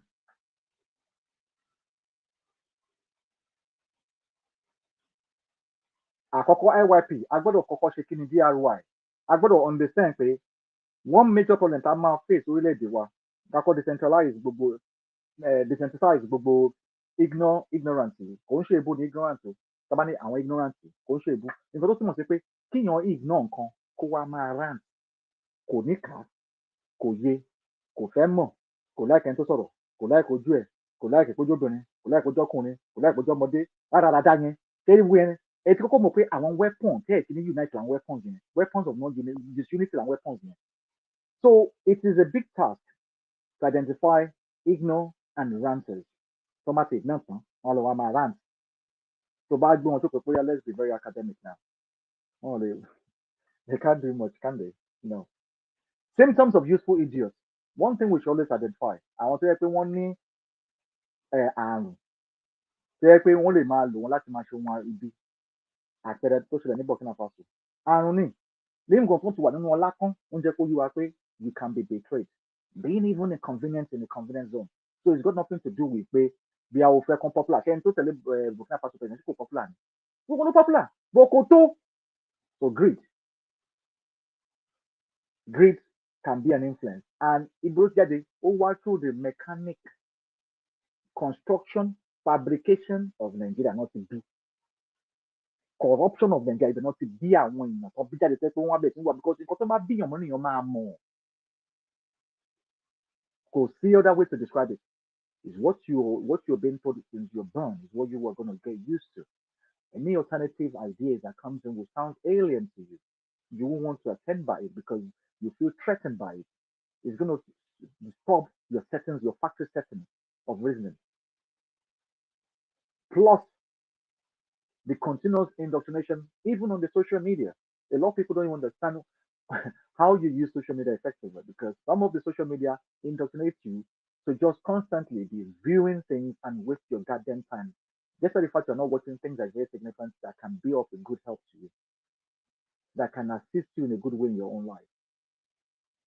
You can be on that social media that is a time wasting when you're not doing the right thing on the social media.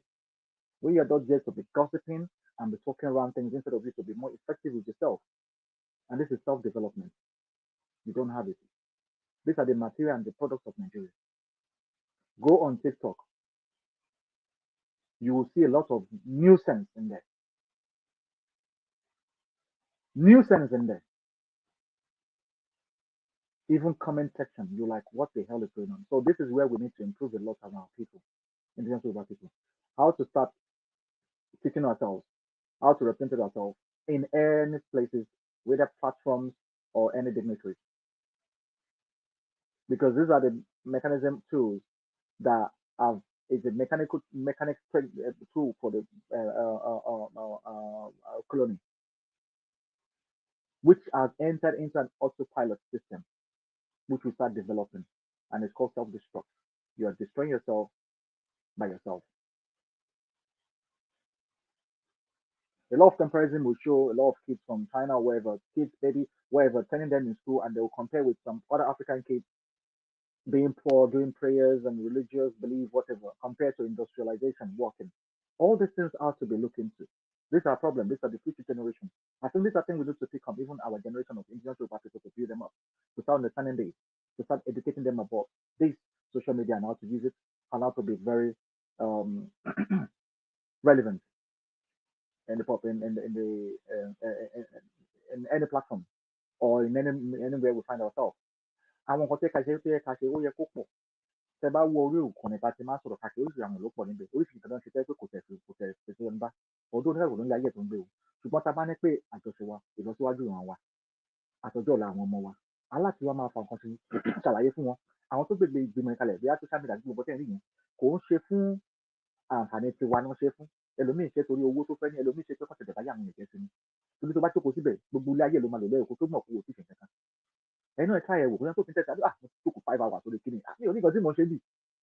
So we just have to wait that things in our láti jí ara wa tó ti pé ọjọ́ làwọn máa sọ fún wọn pé kò ṣe gbọ́n tó wá gbé wá fún ọ̀la máa gbà torí àǹkọ́ àti ẹ̀kọ́ lè bá àwọn jẹ́ tó ń ta wa. You know, so you educate them on that. So but nǹkan tá à ń rí lẹ́nu ìsìn àwọn tẹ́kún débẹ̀ tẹ́ pé wọ́n tún débẹ̀ àgbàlagbà tó tún sọ̀tọ̀ kú jókòó síbẹ̀ máa jókòó máa sọ̀tọ̀ kú sọ kò ní sí kò tó máa ṣàǹfààní fáwọn èèyàn. You now find out jẹjẹjẹ àmọ̀ pẹ̀lú ní ọkùnrin lẹ́rú ẹtú bìlì pé káàdì ẹ̀kan àtọ̀kù sọ̀rọ̀ kí lẹ̀ ń ṣe nípa ọkùnrin lẹ́rú? What are you doing to reinvent things into your own? How are you trying to reverse this? Báwo lè fẹ́ change it? Gbogbo ń pariwo tàbí ẹ̀ ń ṣe gbogbo ń gbé plan for the black card gbogbo ń pariwo. No, ìpè nǹkan tó ṣe tàwọn yẹn ló ṣe everybody. The same sickness with Taude is the same sickness with all of us. Ìwọ try kó lọ gbàlú ẹ̀ wá sí the same thing máa ṣe fún ẹ. The same thing. It's not just matching out for new Taude. It's not just being with Taude now. It's everybody now to understand that we have a responsibility. Aláwọ̀ dúdú, a ní iṣẹ́ láti ṣe fún aláwọ̀ dúdú. Iṣẹ́ ọ̀la wa bá ọmọ Yorùbá, àbára wa ní ìṣẹ́ indigenous Yorùbá tuntun àti iṣẹ́ ọmọ wa. Àwọn kan ní aṣiṣẹ́ jù, àwọn kan ṣe bẹ́ẹ̀ pa ṣé tí wọ́n fẹ́ mọ̀ wá, àwọn ta ló fẹ́ mọ̀ ní. Iṣẹ́ ìran òdi pé kán mọ̀ ẹ́ náà. They don't have to call you to be a patriotism about your country. Sábà dẹ̀ máa sọ̀rọ̀ gbà ń sìn tí wọ́n ní wọ́n pa kan nílùú kan, èdè máa kọ́ gbé flag ìlú yẹn. Èdè máa kọ́ gbé flag ìlú yẹn sí gbogbo pósítà yìí sí gbogbo píṣọ̀ yẹn máa gbé. Wọ́n pa àwọn èèyàn yẹn ní ẹ gbà wá o, Mákindé o, kíríkan. What a nuisance. What an absolute nuisance. Ó mà ṣe o. Now, ìwọ ní Marco Esther Lajige. Tó má sọ kú sọ fẹ́ pé Marco Esther Lajige ló ní. Ìsọkúsọ wà lẹ́nu ẹ̀ tó má sọ kú sọ. Ó ti mọ́rẹ́ o. Kò ṣe àti wà fún ẹ. But I would advise you to work on indoctrination by Nigeria. Mo ṣe brainwash it, work on it. Nigeria ti brainwash láyé ẹ̀. To the extent where you cannot distinguish from a colonial experiment and a colonial autopilot. Because you are an experiment. So manifest. Or to what the colonial autopilot, you understand that you are in a confused state of mind. Because you cannot, number one, fully identify who you are as a person. You cannot really identify yourself fully as a person. It's easy to say, oh, but you're bad me, but you are not. You are Nigerian Yoruba. You have always been that. You were born into it. So don't say, just because you said word of mouth, then you are not. You are not because you don't have any preparation, no protocol, nothing about it. You are not. You are properly Nigerian Yoruba. You are. Now we talk about indigenous Yoruba people. These are the real indigenous Yoruba people. It doesn't need to mix with anybody. Those sitting on the fence, you are right there with your people. You're right there to represent yourself. It doesn't go with any age.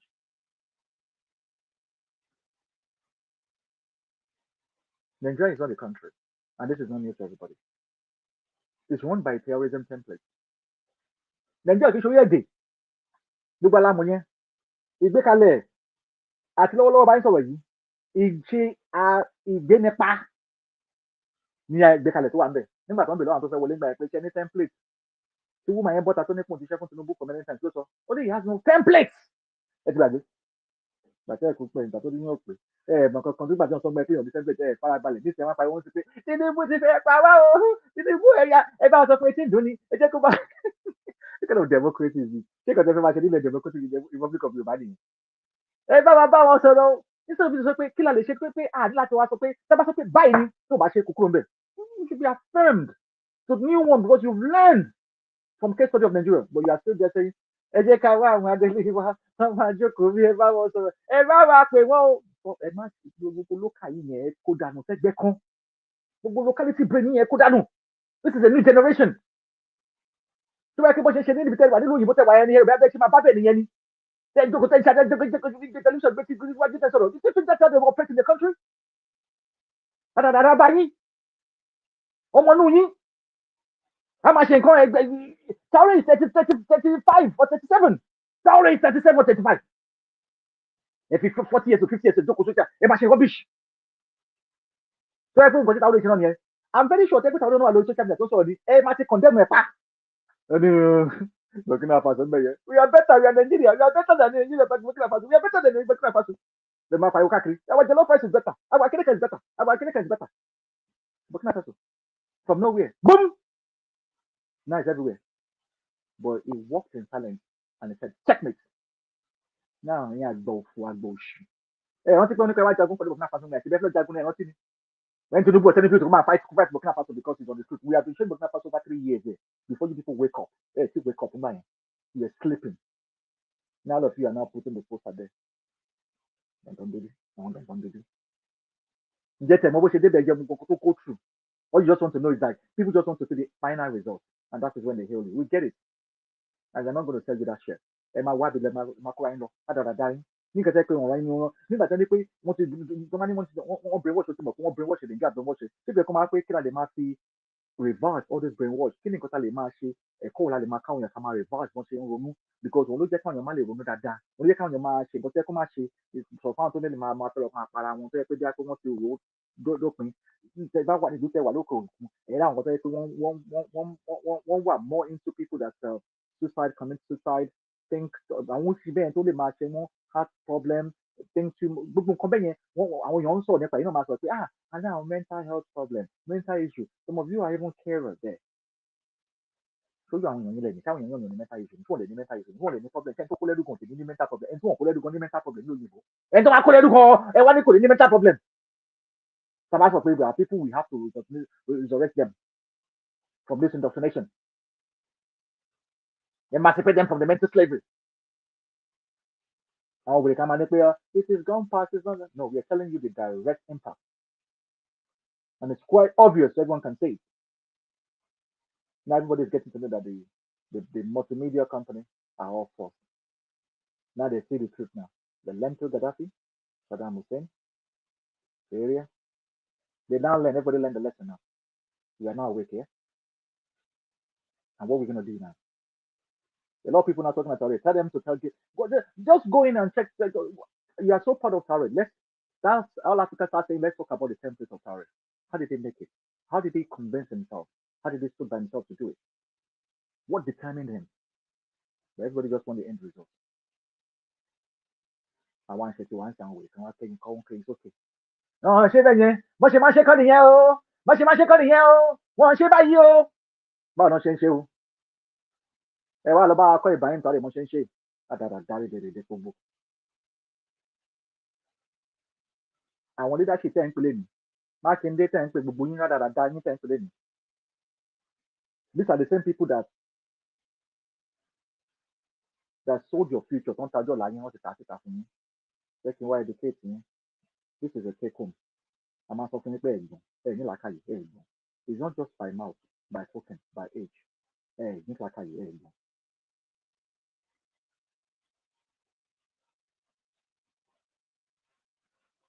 tó bá ní pé nàìjíríà ò kì í ṣe country tó bá ní gbàgbọ́ kò kì í ṣe country how come you still believe in the justice system of Nigeria tó bá mọ̀ pé Nàìjíríà kì í ṣe country tó mọ̀ nínú ọkàn rẹ̀ tó ní àgbà ìpínlẹ̀ oníkìlẹ̀ Nàìjíríà, tó bá mọ̀, so how do you want to believe in a justice system in Nigeria? How do you believe in any court system in Nigeria? How will you be in any enforcement system? How do you believe? What if anybody glory? Nígbà tó ti kọ́ mi pé kò fi ṣe country. So how do you believe that you want to go and do justice in the country when you already know that the country is not recognized as a country? So how do you expect a justice from that? And how do you negotiate a justice from that when you know that Yoruba, indigenous Yoruba people, is not negotiable? But if I can negotiate with Makinde, I need try harder. Oh, Baba, try harder. Try harder. Àwọn tó fèsì, wọ́n tó fèsì. Ojú wa ti là, wọ́n gbọ́dọ̀ rí bọ́n ṣe arrest tó ń lọ gbé Trump nílé, the whole president of America. Wọ́n gbé bọ́n ṣe ń ṣe show fún wa, but wọ́n jẹ́ kó yé wa pé nobody is above the law. Tẹ̀rẹ́ ẹ̀yin àbí? Èmi náà fi ṣàwádà fún yín tán ní pé wọ́n block nǹkan láti ṣẹ́ni everything. Màmá sọ fún gbogbo bí sẹ́yìn gbogbo àìwọ ọ̀ṣọ́mọlẹ̀ gbogbo lẹ́yìn láti Amẹ́ríkà tẹ̀kọ́ létí. Tẹ bá rí lé wọn, ẹ̀rù bí wọ́n gbá football pitch ńbẹ̀ méjì.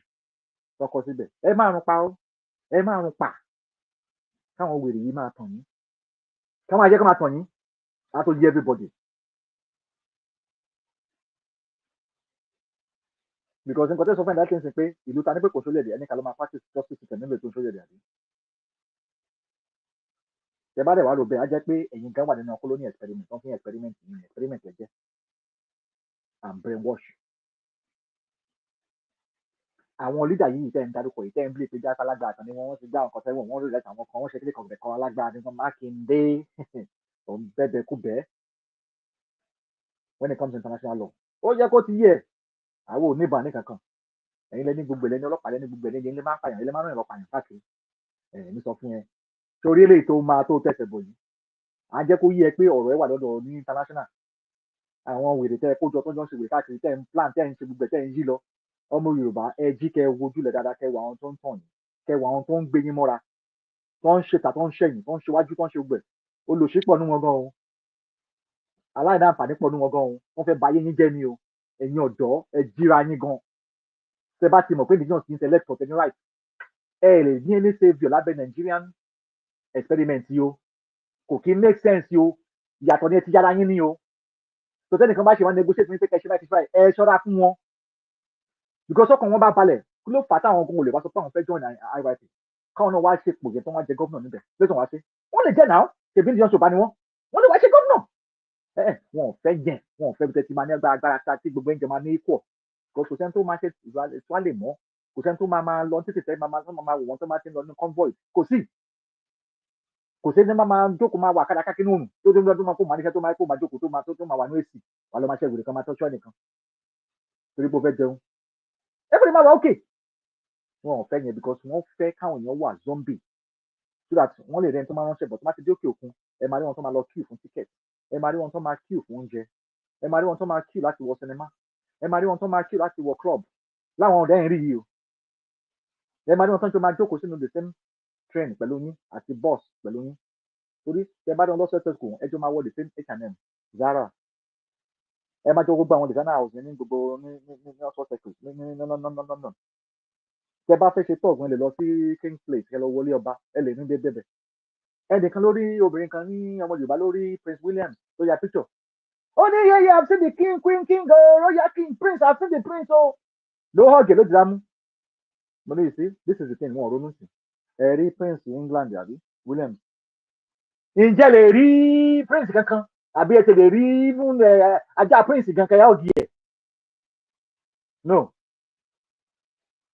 Prince monarchy wọn ní ìlú òyìnbó ní UK bẹ́ẹ̀ tí fídíò yẹn obìnrin Yorùbá kan ó rí ó bá ya picture ló bá bẹ́ẹ̀ sí ọ̀gẹ̀ ló ń fà múra ló náà fẹ́ ṣe fídíò tó ń kí ló ń fà múra ló ń ṣe everything bó tiẹ̀ but ọkọ tó portray bẹ́ẹ̀ yẹn ó jẹ́ kó yé wá sí pé ẹ lè rí ẹni tó lówó fẹ́ kó lórí gbogbo àwọn tó lówó jù ẹ rí wọn but àwọn tó ń ṣe gómìnà fún yín wọ́n á jọ Ọlọ́run sí lọ́rùn wọ́n di Ọlọ́run àwọn tàbí sọ ẹrú àwọn eléyìí ni wọ́n ẹrú wọn ni wọ́n but ẹ máa rí àwọn ẹlẹ́rìí wọn tó jẹ́ pé wọ́n lọ sọ pé ṣẹ́rí confidence àwa ní because àwọn tẹ́ ẹ̀ ń ṣerú fún àwọn á rí wọn one on one à ń ṣèkì wọn ẹ̀lú wa ní èdè confidence ló ní ẹ̀jẹ̀ kí wálé wọ́n sọ pé kó sọ wà wèrè wà lówó yín àwọn táwa ń kí táwa ń ṣe táwa ń kí àwọn tẹ́yìn respect tẹ́yìn pè láwọn gọ́fúnà ògbèrè yìí àwọn ló máa ṣe tuwálè fún níbí àwọn ló máa kó sínú school bus wọ́n máa kó wọn sínú school bus wọ́n fẹ́ wá fún òkú àyà wọn àwọn náà kó sínú school bus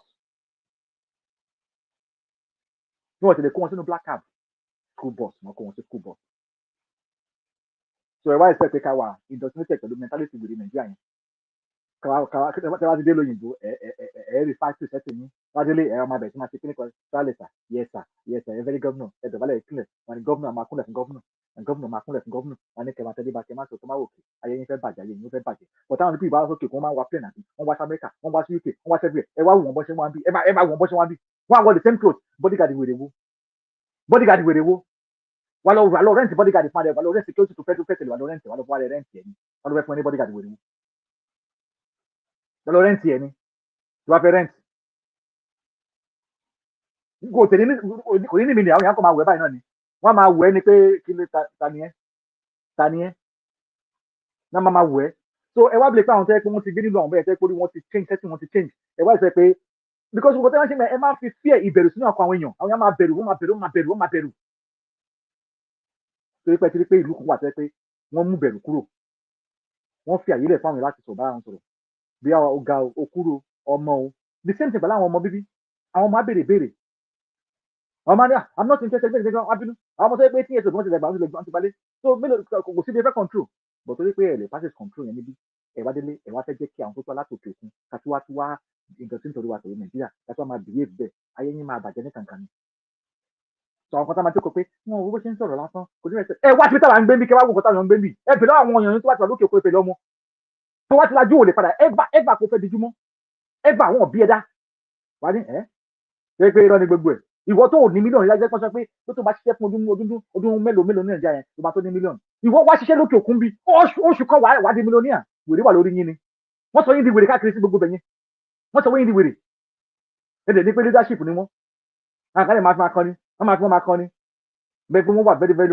relevant wèrè wo náà wà àwọn nuisance yìí àwọn very nuisance people yìí lẹ́ni ká máa respect bí tó ti báyé yín jẹ́ dé àwọn tún la ojú yín pé kẹ́ wo nǹkan tó ṣẹlẹ̀ ń bì.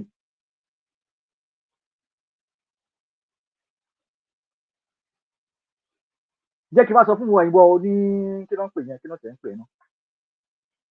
tíyàn bá ń wọ ìgò bí ìpínyàn wà intelligent yìí ó bá wọ glasses yàn mí kò lè kà kankan owó yóò wà very stupid ó lè wà too stupid kò dẹ̀ máa wọ glasses. ẹ má máa ṣe mistake ẹ má rí gbogbo àwọn tó wọ glasses ó kàwé o ọpọlọ mọ ẹlòmíì ọpọlọ mi ó kọ ọpọlọ mi kò pé o ẹlòmíì ò lọ́pọlọ o ẹ má lọ máa believe o ẹ bá ti rẹ tó wọ glasses kan àbí wọ́n glasses kan tó máa rí pé bí wọ́n pé education àbí kíni kankan níbo bóbó òfófó òforo kò sí kankan agolo ó ń dún ni nothing just start ẹ̀sìn camera kí a máa dún gbó ẹ gbé sórí academic testing ó máa fail woefully ni ẹ bá ní gbogbo àwọn tó ń ṣe àlódó ní ìbò lórí wọn pé o tó táwọn kan bá ń bá wọn ara sọ̀rọ̀ ẹ jẹ́ ká jẹ́ kó yé wa ó yẹ kí lè gbóhùn yẹn lẹ́nu òun wa tá a bá sọ̀rọ̀ nípa tiwa ó yẹ kí lè rí inú òun wa gbogbo ṣe ká lára sí máì káwọn wèrè kan máa tàn yìí wọ́n kọ́ bẹ̀rẹ̀ pé a lè sọ Yorùbá dáadáa a tún try láti ṣe pé a fẹ́ bá àwọn èèyàn wa sọ̀rọ̀ pé àní àwọn pípì yìí wọ́n yé máa ṣe wọn tó ń ṣe fún àwọn èèyàn wa mọ́ ó kọ́ enough is enough nísìnyí wá ní gbogbo African dìde nísìnyí lórí tààrẹ not just tààrẹ not dìde fún wọn dìde fún gbogbo wa ni it is the representation of everybody so kí la lè ṣe ní agbègbè tiwa ní kankan nígbà tí wá àfiyé fèyí kọ́gbọ́n ní sàórẹ̀ fèyí kọ́gbọ́n ni ṣé IYP tí wà ń ta àbámọ́tò ọ̀la before then àmọ́ ti bẹ̀rẹ̀ sí gbogbo tó sọ ní sọ wọn pé ẹni tó bá sọ èdè wọn nínú wọn tó máa san owó wọn ti bá ní pé leadership wèrè wọlé lè leadership wèrè wọlé sọ pé kó má sọdé mọ́ leadership tí kò yẹn ẹ kò gbọ́n ti pé wọ́n fẹ́ wá pa ni àwọn pariwo wọn ò tí gbọ́ kó sọ fún wọn ti pé tó bá sọ èdè ẹrú nílùú wọn wàá sanwó ẹ lọ wo ní Burkina Faso fáwọn tó mọ̀ kankan bọ̀tọ́ bá sọ níbí wọn ni kí ni màmá yẹn sọ Jésù ló ń sọ káàkiri wọ́n ní ká gbàdúrà wọ́n ní pé àdéṣọdẹ Yorùbá mọ́ wọ́n ní ká máa wọṣọ wá nìkan. ẹ lọ sí àwọn ìlú kan Ghana wọ́n ti ń wọṣọ uniform wọ́n wọ aṣọ náà wọ̀rọ̀ sí skul ní ìlú kan ní Ghana ẹ lọ sí Ghana ẹ lọ àwọn ibì kan aṣọ àdìdẹ wọn náà fi ń wọṣọ uniform ní their college wọ́n ti àti gbé document ẹ̀rọ àti fẹ́ǹbì tó kí ló wá jẹ́ new tàbá sọ́nbi ẹ̀dẹ̀ká máa fi tọ́ọ̀tẹ̀ máa gbọ́ wọn máa gbọ́ dáadáa àwọn teacher dey ignorant. ẹ̀yin tẹ́ mọ̀ pé àwọn olórí yín ti tà yín kankan nígbà tí wọ́n máa jáde jẹ́ kí n já yín sí tán ẹ bá mọ̀ kó ṣẹlẹ̀ ní 2020 gbogbo ló ti gbowó gbogbo ìwọ Mákindé gbogbo yín àní ẹ̀ lè bọ́ lélẹ̀ ṣé níbi tẹ́ ẹ̀ ń bá lọ yìí dìmọ̀ tẹ́ ẹ̀ ń rán àwọn ẹ̀ta a máa gbé gbogbo ẹ̀rí jáde wá fún yín ayé ilé máa bàjẹ́ ní kankan kẹ́yìn tẹ gbowó èmi gbogbo àwọn tó ń sọ̀rọ̀ yìí àtẹnitọ́ pariwo kọ́ wọ́n fún wọn sílẹ̀ kan àtàwọn tó pariwo dáadáa nítorí ti pa ọgbẹ́ tán tí mọ̀kàn tó wà lẹ́sà ṣé mọ̀kàn tó ṣe ní sẹ́ńtúnì wọ́n fẹ́ wẹ̀ lábẹ́rẹ́ kò yé yín àbí kò tí yé yín ṣẹ́mi pathogen.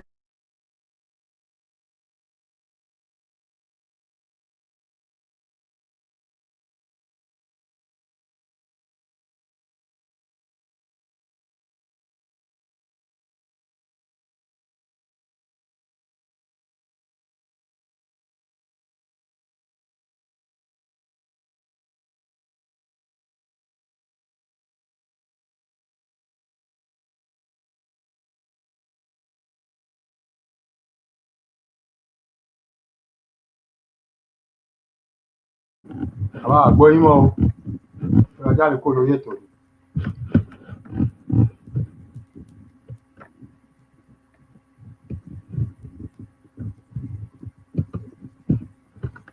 àbá àgbọ̀ yín mọ́ láti nẹ́tíwọ̀kì wọn kó dàgbọ́ nẹ́tíwọ̀kì wọn yẹn tí wọ́n jáde. ọmọ YORUBA Elédùmarè lọ́jọ́ tòní kò ní fi wálẹ̀. Mo kí gbogbo wa pátápátá nínú ilé lẹ́ẹ̀kẹ́ ká tó máa lọ a máa gbọ́ fídíò yìí ní ẹ̀ẹ̀kan sí láti gbọ́ ní ẹ̀mẹ́ta mo ní ọ̀dà pa máa gbọ́ a bá ti gbọ́ ń sìn tí bàbá dẹ̀ bá wọlé a máa fi ké tó kó lẹ̀ a máa fi kẹ́sẹ̀ kó tó kó lẹ̀. Mo kí wa o jẹ́ kí gbogbo kìíní yìí kó yé wa pé Nàìjíríà ò ń ṣe orílẹ̀-èdè èdè amúnilẹ́rù ni èdè amúnisìn amúnilẹ́rù ni gbogbo àwọn gọ́ọ̀mẹ̀ntì tó ń wà ní ọ̀ndà wọn ẹrú náà ni gbogbo wọn ẹrú ni wọ́n wá ṣe ẹrú làwọn èèyàn wá ṣe láyé òun náà lè fi rí wọn tó ń ṣe ẹrú tó jẹ́ pé wọ́n tún wá ń kó ìran títí wọn wá ń ṣe wọ́n báṣubàṣu wọ́n fi ń kó àwọn ìran wọn náà ní ẹrú pọ̀ èyí tó bá gbọ́n nínú wọn ló tètè ń ṣe kíni ló tètè ń sá kúrò ní ọwọ́ àwọn amúnisìn yìí ló tètè ń lajú wọn. Ẹ wo Ibrahim Tare ó ní òun ò ṣẹrú ó ní ìran òun ò ní ṣẹrú òun náà ò ní ṣẹrú ó ní ìran òun ló kọ́kọ́ wá àkọ́kọ́ òun náà dẹ̀ ní tẹ́ bá wo màmá ọ̀rọ̀ tí màmá ti ń sọ láti ìgbà tó ti pẹ́ ni pé ìran ọmọ YORUBA ní àkọ́kọ́ lẹ́yìn Elédùmarè ìran ọmọ YORUBA ní àkọ́kọ́ àbí kò yé wa òun náà ni Ibrahim Tare náà dúró lé lórí. Ẹ wo gbogbo atrocity táwọn àwọn èèyàn tó tún kó náà kó mọ́ra tó commit. A ní fídíò lọ́wọ́ a ní ọ́díò lọ́wọ́ àkọ́pẹ́ ẹ̀mí o kẹ́mi mọ̀ pé àwa ń mọ owó nǹkan tó ń lọ ẹ wo nǹkan tó ń ṣẹlẹ̀ pátápátá. Wọ́n ní pé èèyàn tó bá dúró lórí òtítọ́ òtítọ́ ó máa ń lékè irọ́ ni òtítọ́ tí arákùnrin yẹn dúró òun ló fi ń lékè gbogbo wọn. Ẹ rí gbogbo atrocity tó ti commit pẹ̀lú ẹ̀ tó ti fẹ́ pa tó ti fẹ́ ṣe gbogbo ẹ̀ ẹ rí pé àṣírí gbogbo wọn ń tú síta ni àṣírí àwọn ẹni bí ó máa ń tú ni àṣírí wọn ò lè bò lórí ọ̀rọ̀ tí bàbá adẹ́sì sọ lẹ́ẹ̀kan lórí ọ̀rọ̀ Ṣèyí Mákindé pẹ̀lú gbogbo àwọn ajá ìgboro wọn tó ń rán síta àríṣẹ́ owó ẹ̀ o Ṣèyí Mákindé gbogbo ẹ̀ náà là ń rí má rí pé àárí gbogbo ẹ̀ àtàwọn ajá ẹ̀ tó rán síta gbogbo ẹ̀ pátápátá là rí báwo ráyè láti wá ṣe kíni láti wá máa sọ lórí àwọn ajá yẹn distraction làwọn yẹn a ti máa ń sọ àwọn distraction pọ̀ gan lórí ìrìn àjò yìí distraction pọ̀ gan èyí àwọn ajá ẹ̀jẹ̀kẹ̀rẹ̀ ẹjọ́ máa ṣègbè pọ̀ ní whatever ìlú tán ní kálukú wọn bá wà wọ́n máa ṣègbè gbogbo wọn pátápátá ló máa ṣègbè pọ̀ wọ́n ní pé bá lọ sí kọ ẹ wo ọba àjàní tó gbé ọba àgànyìn ó gbé Kofi Nene àtòkún gbogbo wọn ti ṣègbè dànù gbogbo yín ẹjọ́ máa ṣègbè dànù ni gbogbo yín ẹ máa ṣègbè dànù lórí ìrìn àjò yìí àbí kò yé wa ká má gbà kókó wa jùlọ títí bí ó dà pé báyìí bàbá bẹ̀ sí ti dáhùn ká má gbà kókó wa lọ títí ọjọ́ ti lọ níwà ẹ jẹ́ sáré play kíní ilé ẹ̀kọ́ sí YouTube. We have no copyright on this video. We are using this video just to educate our people. Once again, we have give whatever this video coming out from, we give them credit on this video. Thank you. God bless you. Oh yeah, just sorry, but ilé ètùtù lọ ó ti tún sá lọ ni fídíò yẹn ti tún sá lọ ẹ má bínú ó ti tún sá lọ ó kàn sá lọ ló ń sá lọ ń wà ní ó sá lọ ń wà ní òun ní ọ̀rọ̀ fídíò yẹn tí bàbá dẹ̀ ṣe ń jáde lòun náà ń jáde ó wá ga ọ bí ààrẹ bàbá dẹ̀ bá jáde kó lórí ètò báyàwó náà fídíò yẹn náà máa ṣe kí ni ìgbẹ́ là ń fíwé náà máa ṣe kí ni ó máa fẹ́ dànù ni àbí kò yé wa gbogbo apátápátá la kí lórí ètò gbogbo apátápátá náà ni a kí lórí ètò ti alẹ́ ètò yìí Elédùmarè àṣẹ̀dá àjẹ̀dá kò ní fi gbogbo wa sílẹ̀ ojú ta fi ń wò ojú wo ní fọ́ etí ta fi ń gbọ́ etí wa ò ní di gbogbo ọwọ́ tó pé ètò yìí tó like ètò yìí tó share tó like tó subscribe sórí ètò yìí kan náà ọwọ́ wa a lè fi gbé ọmọ sí mo kí gbogbo wa mo kẹ́yìn ìyá mo kẹ́yìn bàbá mo kọ́mọdé mo kágbàlagbà mo kọ́kùnrin mo kí obìnrin bẹ́ẹ̀ náà ni mo kí ọ̀dọ́ gbogbo wa pátápátá ni mo kí lórí ètò ti alẹ́ tòní ní pé Elédùmarè àṣẹ̀dá àdẹ́dá kò ní fi gbogbo wa sílẹ̀ gbogbo wa pátápátá ni mo kí nínú ilé gbogbo wa pátápátá ni mo kí àfẹ̀yìn tí mo bá kí ẹ má fi ṣe ìbínú gbogbo ẹni ìyá àtẹ̀yìn bàbá pátápátá la kí nínú ilé ní pé Elédùmarè kò ní fi gbogbo wa sílẹ̀ bàbá ẹ jẹ́ a kó lórí ètò ọjọ́ ti lọ ó yá mo mọ nǹkan tẹ́lẹ̀ sọ báyìí ó yá. a ti gbogbo ẹ má bínú táìmù lọ mo fẹ́ pé fóònù kan já ni kò sí pàlọ́ ẹ ń já yín ni fóònù yẹn kàn ń já yín ni ó ń tẹ́lẹ̀ sọ wípé ọ̀rọ̀ tẹ́lẹ̀ sọ ẹ ti tó.